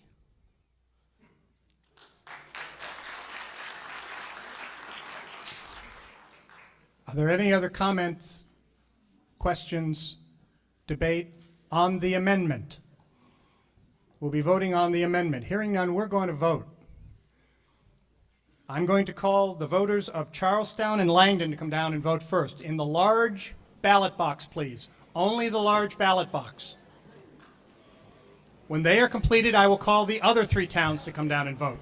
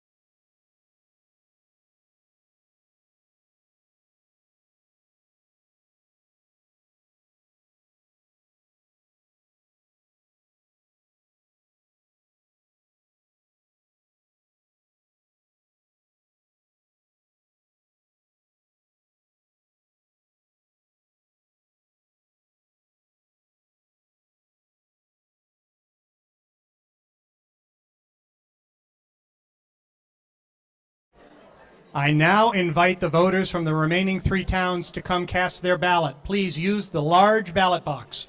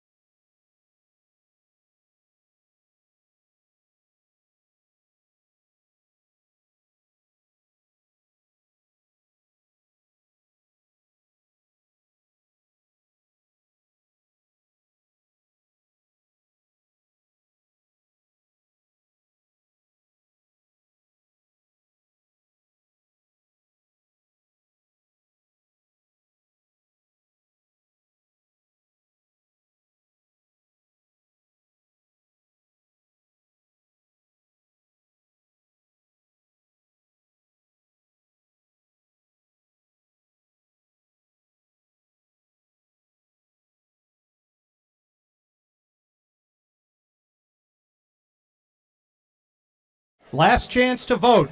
If you have not voted, you need to come right now. Otherwise, I'm going to close the vote.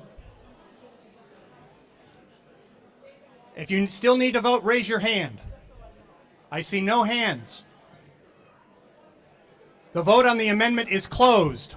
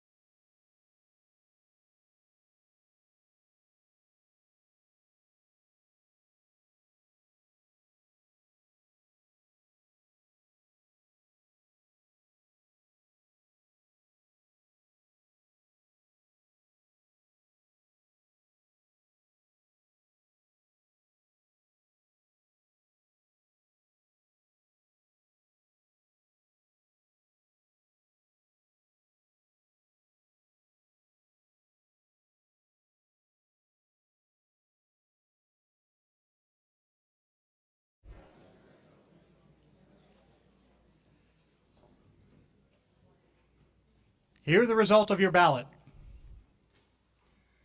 Those in favor, 77. Those opposed, 141. The amendment fails.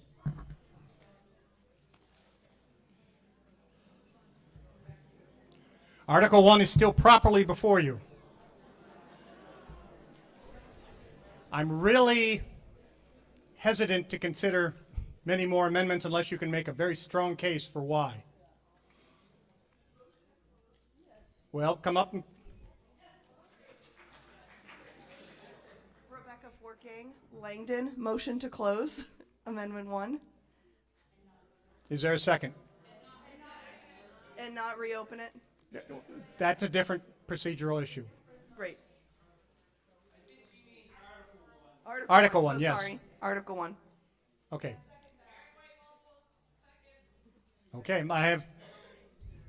Yes, and no reconsideration. We'll do that. We will consider that motion separately. Right now, I want to get to ending debate on Article 1. Is there... All right. All those in favor of ending debate on Article 1, please say aye. Aye. Opposed, no.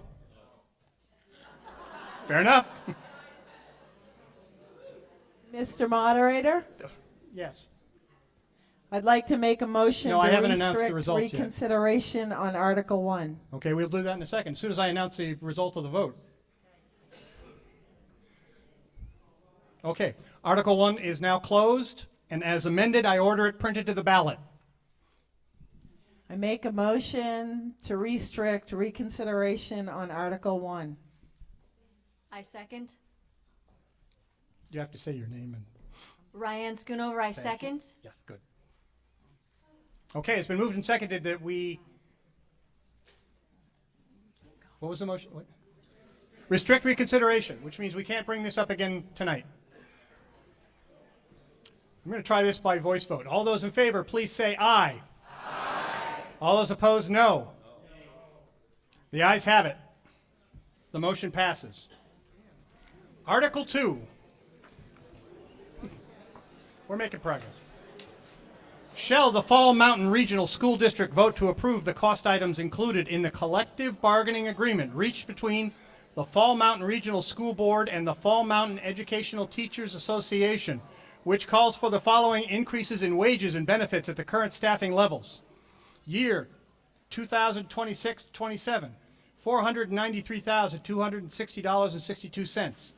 Year 2027-28, $515,947.85.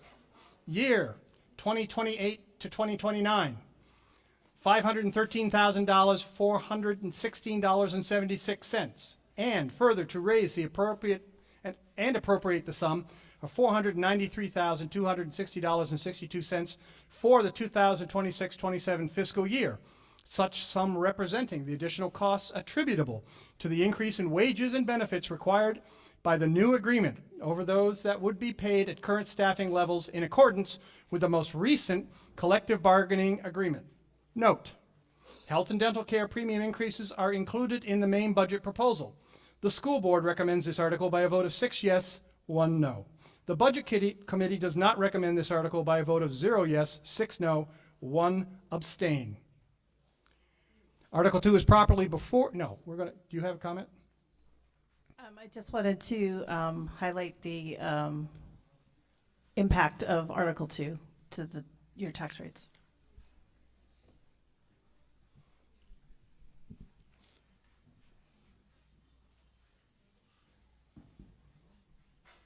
I'm done. Okay. I have to note that this article cannot be amended, not by the deliberative session. This is because it's a collective bargaining agreement, it goes to the voters. So the voters will pass judgment on this article. But it is open for your discussion. Article 2 is properly before you. Will you discuss it?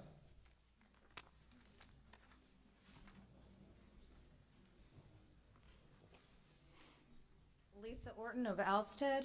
I am curious, this is in accordance with a teachers union contract, is that correct? Is the contract up for renewal this year? It is. Is it continuously on a 3-year contract? Okay, so I have to say I'm pretty upset to hear that we are looking at potentially giving teachers raises, but taking away from the students. That blows my mind. You showed up here that we have 82% of our budget is going to staffing and wages. Our staffing and wages far exceed national or state levels, also national levels. According to my calculations, could be off by a little bit, rough estimates, but I mean, we have about 1,398 total students district-wide. This building houses just over 300 students. We have, I have time. We have 133 teachers. 133 teachers. We should not be discussing giving these teachers raises, but taking away from the students. If we were to put the pay for the principals, the guidance counselors, and the teachers at state averages, we would save $4,312,000 that could be directly put back into your students. I certainly see why Langdon and Walpole are pulling out, and I hope you put this into consideration.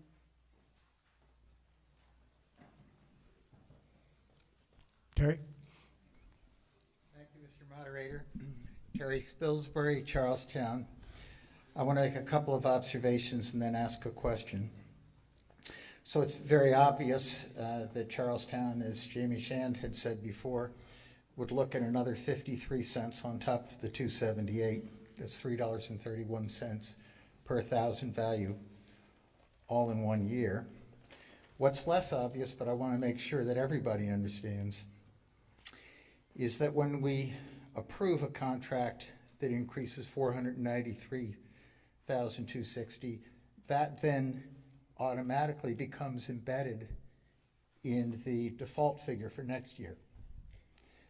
And the additional 515 in the second year and 513 in the third year are cumulative. So this is, you can say right here, regardless of no other changes on any other variable, you're going to be looking at a default rate 2 years from now that's $1.5 million higher than this year. That's the observation. The question is, could we hear from one or more members of the Budget Committee who voted unanimously against this? Mr. Moderator? Yes. I can speak to that. Ryan Schoonover, Budget Committee, Ackworth. You pretty much nailed the whole reason everyone on the committee voted the way we did. Because over 3 years, you're looking at a $1.5 million increase.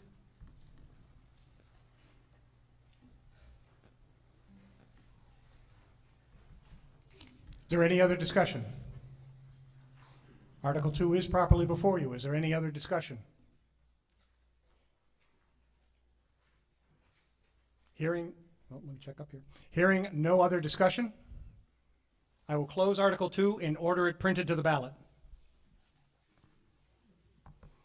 Article 3, shall the Alstead voters vote to raise and appropriate $36,500 for capital improvements to Vilas Middle School to replace a storage shed, repair elevator door switches, and install a window in the FOCUS room, with said funds to come from the Alstead Schools Capital Reserve Fund created for that purpose.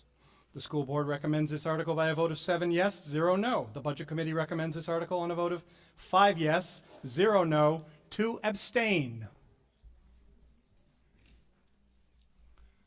The article is properly before you. Will you discuss it?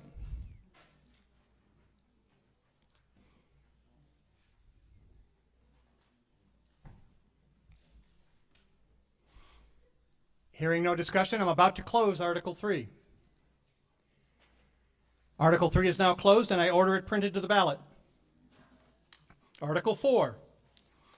Shall the Charlestown voters vote to raise and appropriate $115,720 for capital improvements to the Charlestown Primary School to replace the fire alarm panel and repoint bricks on the gym and the Charlestown Middle School for asbestos abatement, and to replace the back gym steps with said funds to come from the Charlestown Schools Capital Reserve Fund created for that purpose. The school board recommends this article on a vote of 7 yes, 0 no. The Budget Committee does not recommend this article by a vote of 3 yes, 2 no, 2 abstain. The article is properly before you. Will you discuss it?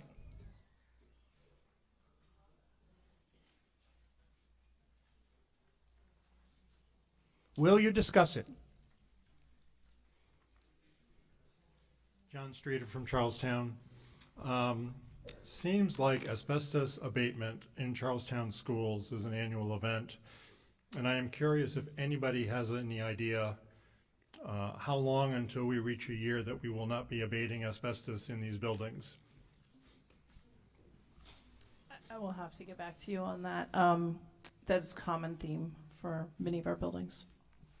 And I understand it has to be done. I don't have a problem with it. I'm just not sure why we're not addressing it in such a way that we've done it in a 10-year plan and we don't need to worry about it for another 10 years or something. That's all.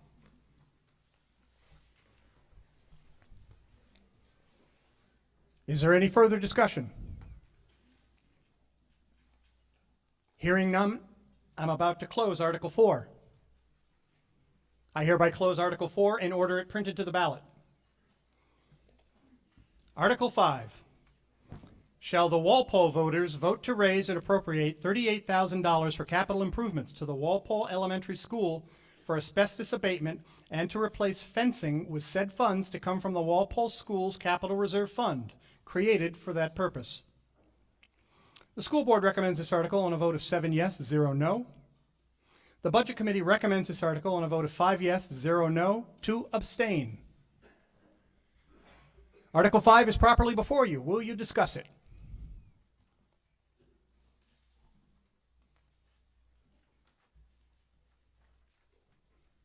Will you discuss it? Seeing nobody rise to discuss, I'm about to close Article 5. Article 5 is now closed, and I order it printed to the ballot.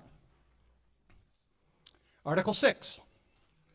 Shall the Fall Mountain Regional School District voters vote to raise and appropriate $100,700 to resurface the high school track with said funds to come from the Fall Mountain Regional High School Capital Reserve Fund, created for that purpose? The school board recommends this article on a vote of 7 yes, 0 no.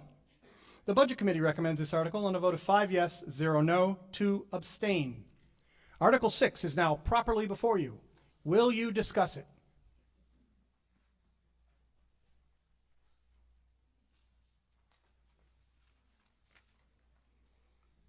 Will you discuss it?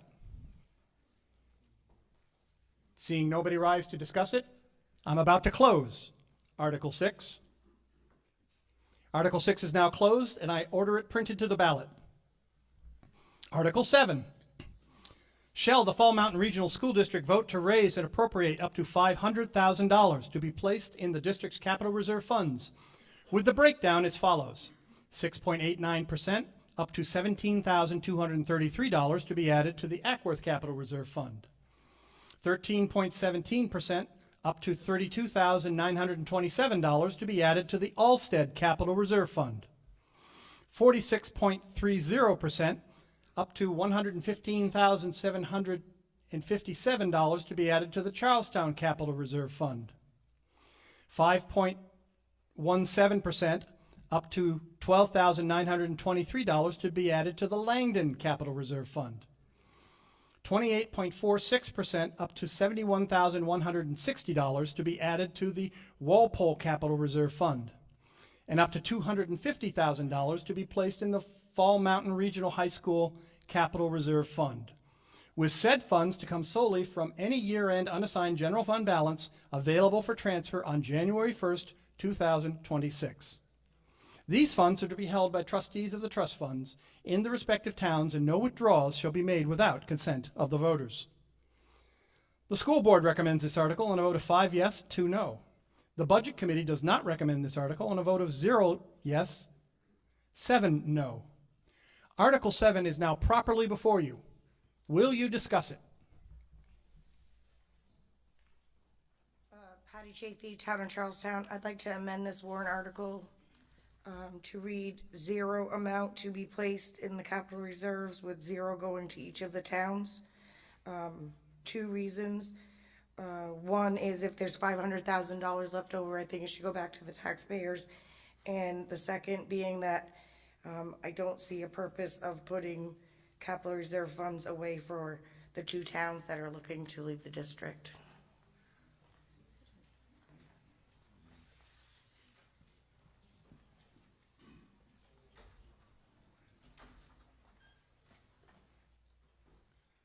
Is there a second to this amendment? I need a name and a... Wait, I didn't get you. Jeff Neal? Stephen Neal. Charlestown, okay? It has been moved and seconded that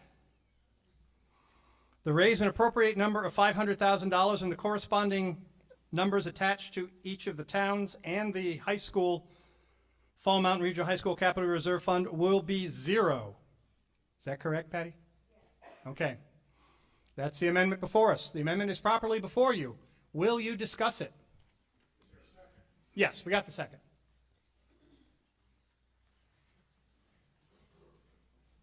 Mary Hallie Streeter, Charlestown. I just have a question. If the two towns do pull out of the district, what happens to the money that would go into their capital reserve fund if this appeared on the ballot the way that it is now?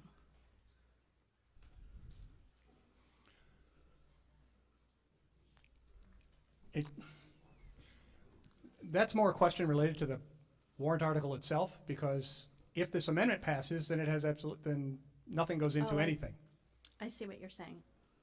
So we're talking about zeroing out this particular warrant article dollar-wise, and that's the issue before the body at this point in time.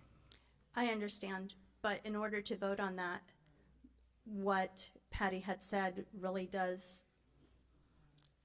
need an answer. What would happen if one of her arguments was that she did not want to, she wanted to amend the article because she didn't want to see the money go to the towns that were pulling out. The administration and or school board, anybody who wants to talk about that. Yes, please, Alyssa. Alyssa Bascom. I would just like to address that. Those 2 towns, both Walpole and Langdon, are part of our current budget, and so if there was to be a surplus from the budget that they had paid into, it would absolutely go into those capital reserves.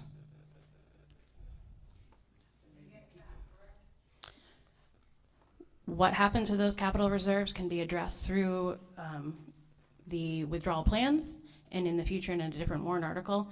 I can only address the question about what would happen to this year's surplus if there is one. Okay, thank you.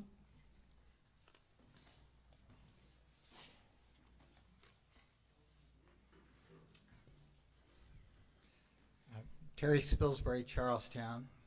I'd like to speak in favor of the amendment. In tough years, periodically in the past, amendments similar to this have passed at the deliberative session and have helped cash flow. The last several years, at least 3 in a row, this has been curtailed to $250,000. Certainly not a good year to double that to $500,000. Third, Article 7, in fact, as it's drafted, is not actionable. At least it's incoherent, because it gives a series of percentages to divide out to the communities that add up to 99.99%. And the way it's worded, that's allocating the entire $500,000. And that doesn't leave an additional $250,000 for the high school. So I know it's internally inconsistent. Would have to be amended one way or the other. And I think probably the thing that burns me up the most about the way these warrants are presented to us every year is the statement that gets made in the individual spending articles, in this case 3, 4, 5, and 6, this article is tax neutral. That statement is really a bit disingenuous, and it can only be said on the basis that the tax impact had occurred previously. But Article 7 is basically saying at the end of the year, if there's unspent funds, it's going to lay the grounds for these so-called tax neutral articles in the future, instead of going back to the taxpayer, which is what would truly be tax neutral.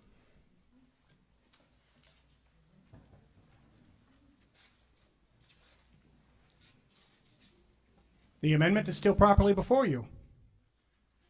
Will you discuss it?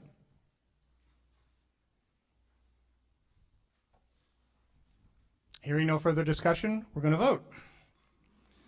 I will ask, does anybody want to do it again on the ballot, on the written ballot? Okay, then let's get ready. Let's pull our cards out and my counters.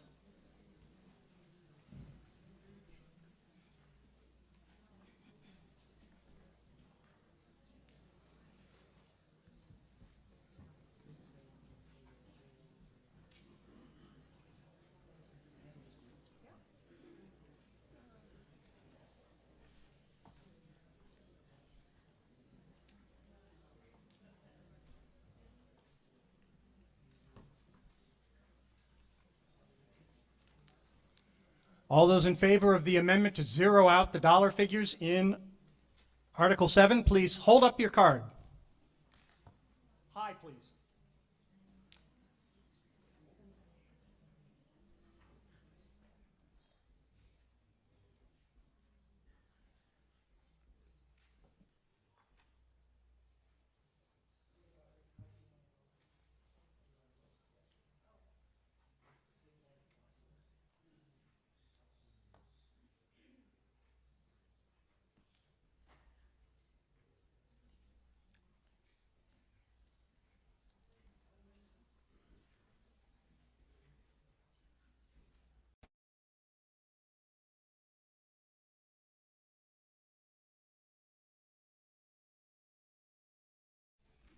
How many?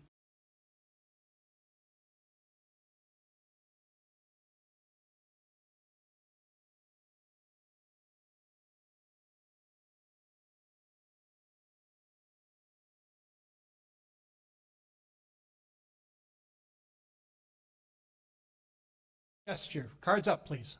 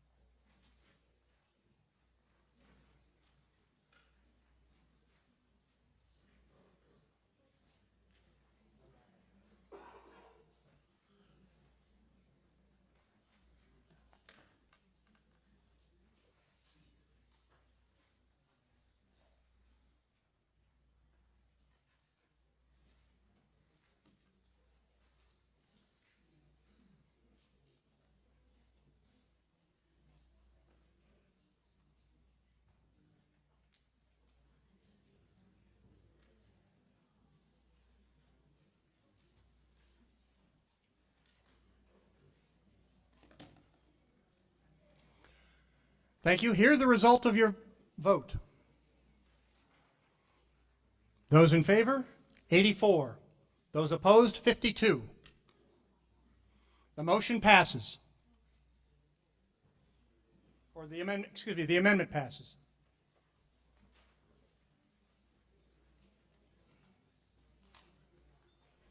Article 7 as amended is still properly before you. Will you discuss it further? Mr. Moderator? Yes. Should we contemplate a motion to restrict reconsideration on Article 7? No, because I'm not done with Article 7 yet.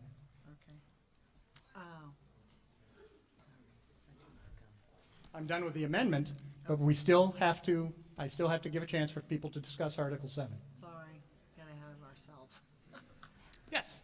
Jonathan Crocker, Walpole. I have a question for, I'm not sure if it's the school board, the budget committee, administration. Assuming there is a funds balance at the end of the year, we've zeroed out those allocations to the capital reserve fund. Where's the money going?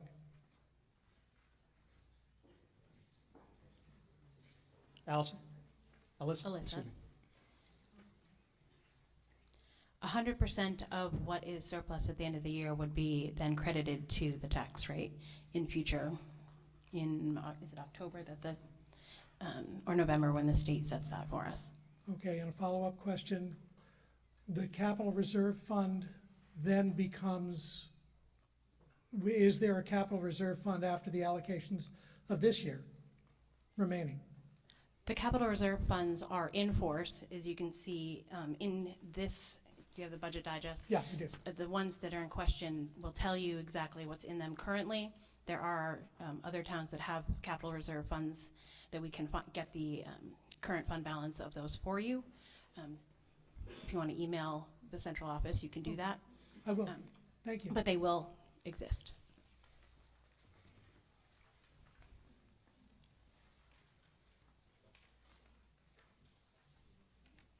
Thomas Cobb, Charlestown. I make a motion to move the question. Or move the, sorry. Let me just ask one more time if there are any other, if there's any other discussion on Article 7.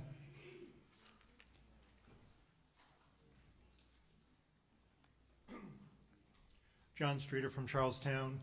Can someone tell me, just so we have a frame of reference, what the fund balance was at the end of the 24-25 school year, fiscal year? That would have been moved to capital reserves. Sorry, I'm just looking at the presentation because there was a slide that showed the fund balance for 5 years. It was, I think we returned about $1,080,000, and that was after funding $250,000 for reserves. Okay, thank you. Okay. Seeing no other discussion on Article 7, I'm about to close Article 7. Article 7, as amended, is now closed, and I order it printed to the ballot. Ms. Teague. I'll make a motion to restrict reconsideration on Article 7. Is there a second? Ryan Schoonover, I second. Okay. We have a motion to restrict reconsideration of Article 7. All those in favor of the motion, please say aye. Aye. Opposed, no.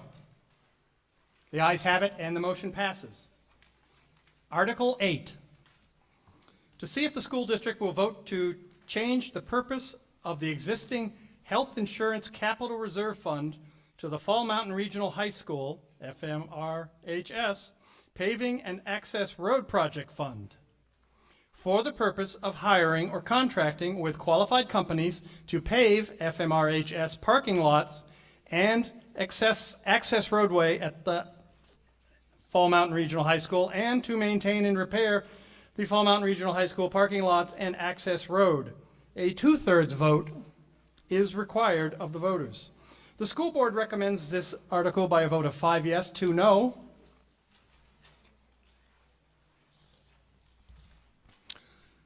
Article 8 is properly before you. Lori, do you have any comments?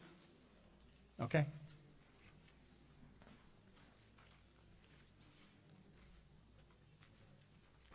Actually, I changed my mind. I do have a comment. Okay. I just want you to be aware that the article as it currently stands can only be used for covering exceptionally large claims when you're self-funded. We are no longer self-funded. We cannot touch the money as it is right now.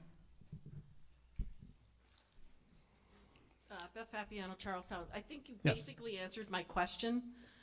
So if this doesn't happen, that money will always just sit there? Is that what you're saying? It will sit there until we can successfully pass and change the Pass purpose. it to put it to somewhere Mhm. else? Okay, no, that makes sense. Thank you.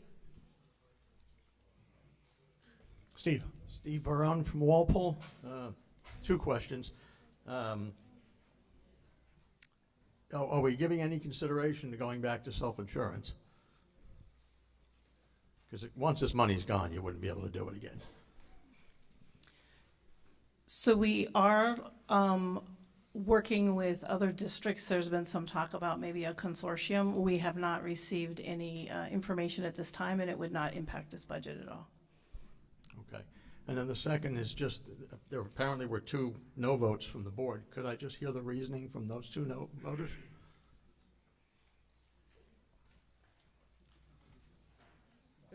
Yes, Steve? Yes, from the school board. 2 of you voted no. I'm just curious what your reasoning was, that's all. May I speak? Steve? Who keeps talking? Can you hear me? Okay. Oh, it's Chaz Street. Hi, Chaz. Let Chaz go. Chaz Street. I was Go one to of, speak. I was one of the no votes. Okay. I voted no basically because I supported the original recommendation, which was to put the 800,000 into the general fund, and then to have another vote to see if part or all of that would go toward the paving, the asphalt. So I was against sending 800,000 directly to asphalt. Okay. That's it, just basic. So. Thank you, Chaz. Yep. I agree with Chaz, believe it or not. Okay. So,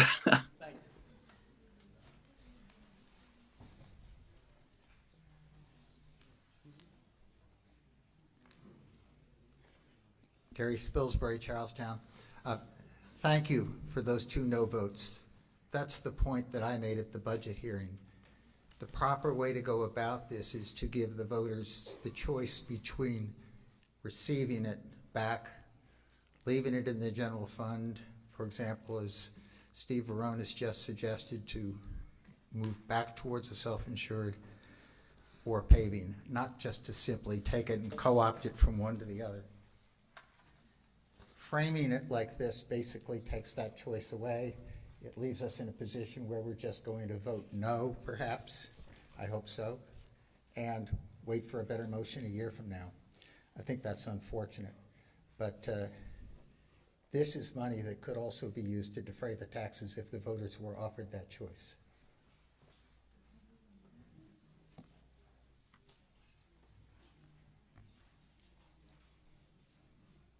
Article 8 is still properly before you.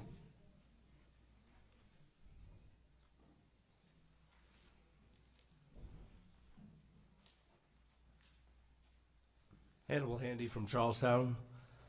I had a question about a previous slide from the initial presentation. I thought there was a 21% increase in health insurance costs with a line item of $800,000. If that's correct, couldn't we use this money to pay off that increase? So this money is restricted. When the fund was created, it was restricted for use of excess claims for self-funded insurance. We're no longer self-funded, so we cannot utilize the fund for the purpose that it was created. Then how can you use it for paving? So what we're asking is to repurpose the fund, and this was explained both by legal and the Department of Revenue that this was an allowable way to do it. So if you want to repurpose it, couldn't we repurpose it to pay off that $800,000 that's now a tax burden?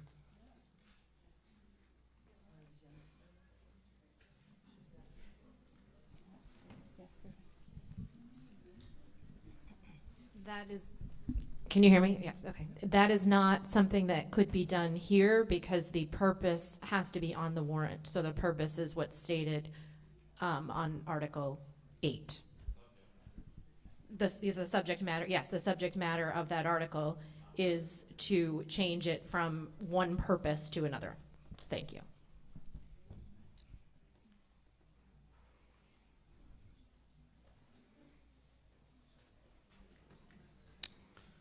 Any other comments, questions discussion on Article 8?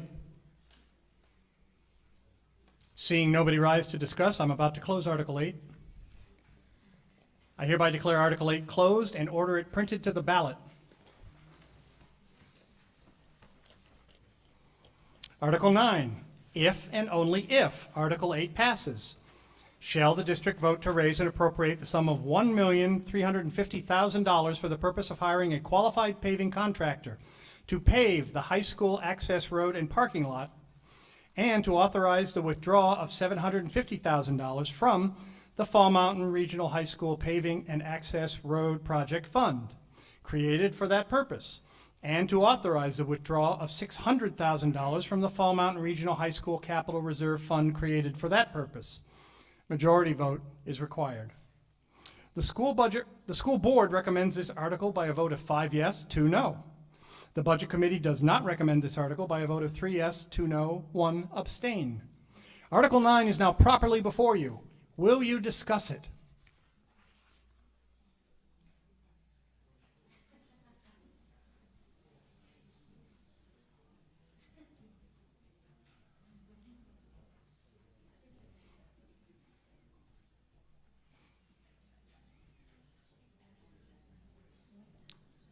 Seeing no one rise to discuss Article 9, I'm about to close Article 9. Article 9 is now closed, and I order it printed to the ballot. I'm sorry, did I miss one? I'm sorry. Yes, I'm sorry. We have folks listening in on the Zoom. Does that work? Yes, it does. Emily St. Pierre, Charlestown. Yep, sorry, Emily. Just curious why this article only withdraws $750,000 when the fund balance would be $759,858.68. Where does the rest of that money go? So the point is that that's the balance at this point in time. There could be gains or losses, and so that's just an estimate of what would be there. So we didn't want to say that it would be drawing more than what we thought it would be. So the balance would be there, and we would have to address that at a later time.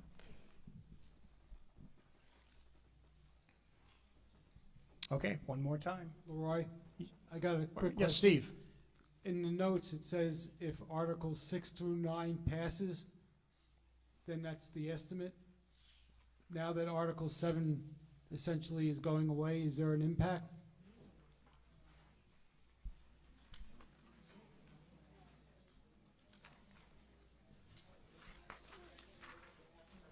The question is, does the vote of the body to zero out the raise and appropriate $0 to be placed in the district capital reserve funds, including the high school reserve fund, impact So the information numbers? Article 7 would be adding $250,000, would have added $250,000 to the high school reserve. So if that's not being added, our estimate right now would be reduced by the $250,000. So we would be looking at $127,000 and some odd dollars. Okay.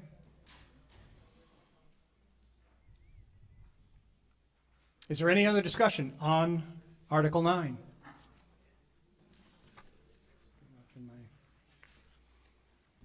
Hearing none, I'm about to close Article 9.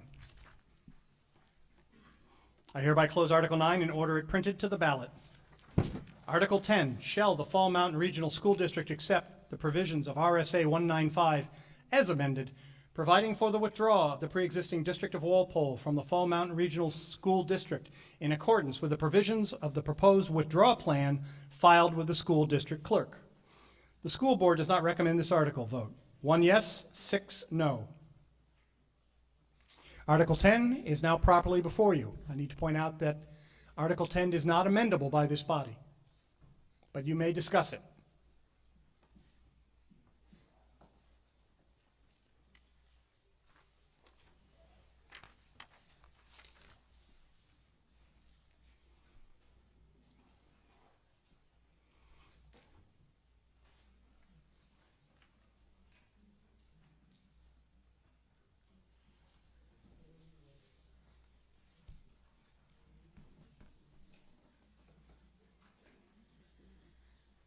Okay, she's not rising to discuss.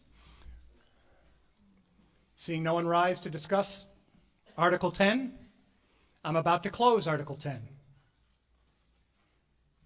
I hereby close Article 10 and order it printed to the ballot. Article 11. Shall the Fall Mountain Regional School District accept the provisions of RSA 195 as amended, providing for the withdrawal of the pre-existing District of Langdon from the Fall Mountain Regional School District in accordance with the provisions of the proposed withdrawal plan filed with the school district clerk? The school board does not recommend this article by a vote of 1 yes, 6 no. Article 11 is now properly before you. Will you discuss it? As with Article 10, this article may not be amended by this body, but you may discuss it.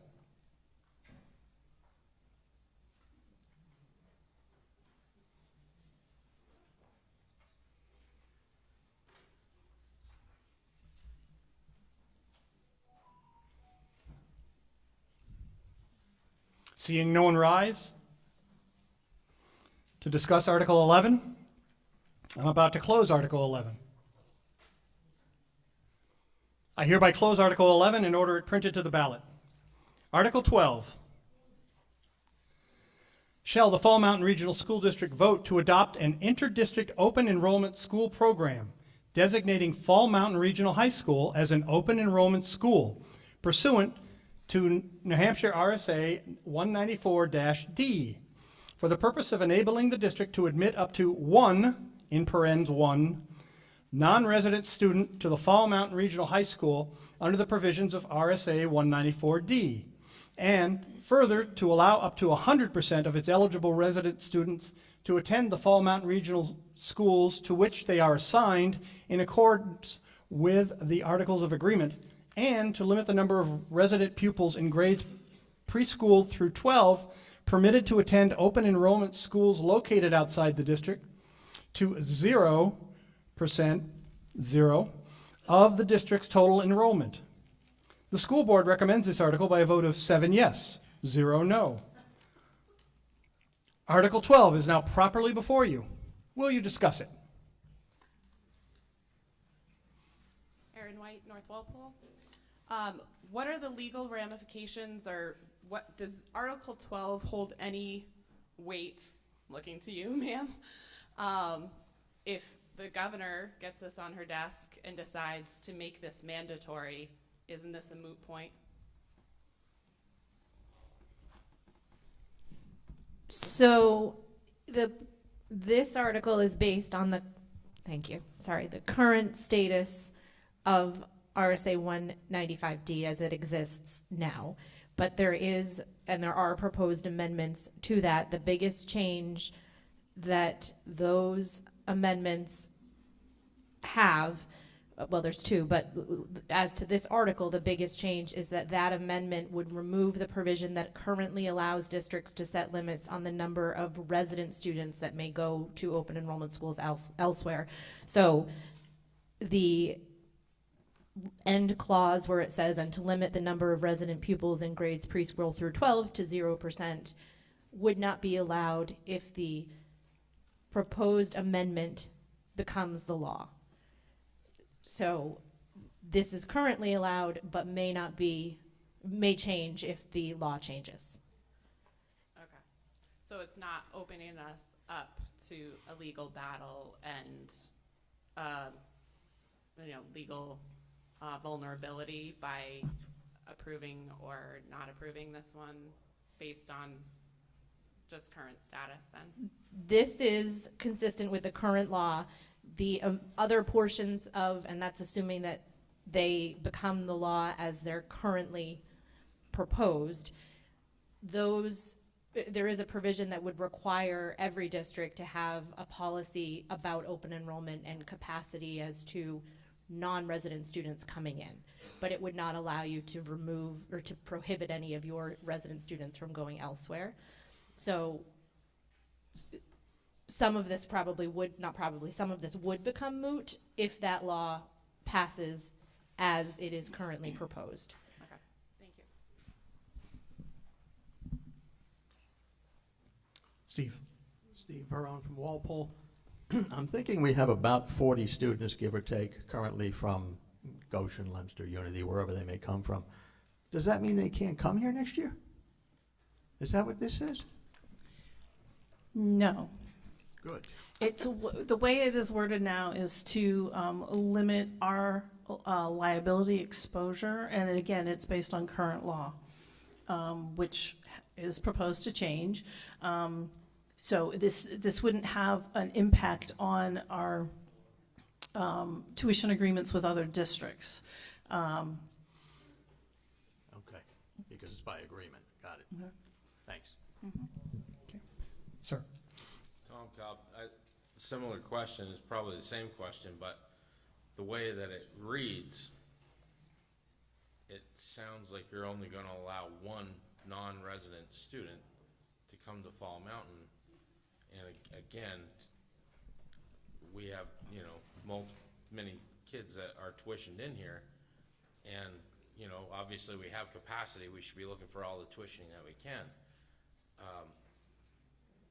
What are the ramifications if this gets voted down by somebody like me that reads that and goes, well, no, I want them to be able to tuition kids in, and this says you can't, because it's how it reads, like the perception. So I guess I don't understand why it's worded the way it is.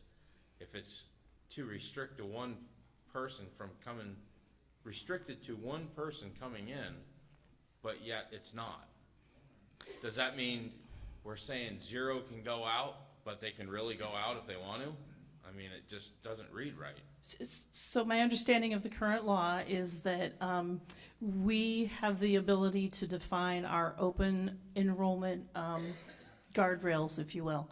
And so what this is saying is that we could accept one student is an open enrollment student, and their district that they're coming from would be obligated to pay us a rate as outlined by the law, and the district couldn't say, no, we're not going to pay. When we have a tuition agreement with other districts, they're agreeing to pay, and we can still accept those students under those under that agreement, and they would still pay the tuition. And again, by saying 0 are going out, it means that we're not going to allow any of our students to go to another district and make us liable to pay a tuition rate as determined by the government, the New Hampshire government. Excuse me. So again, it's trying to work within the current law to provide some parameters to protect our legal exposure and liability exposure. Thank you. Mm-hmm.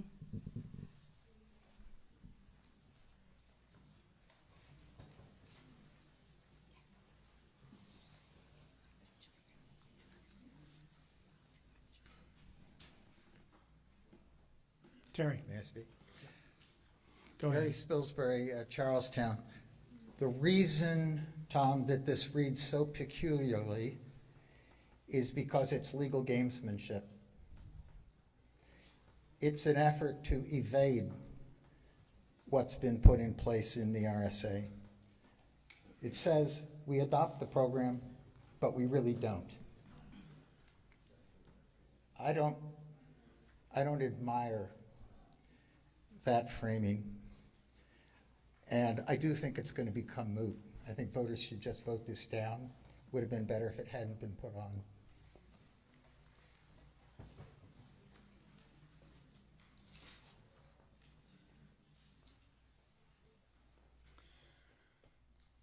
Is there any other discussion on Article 12?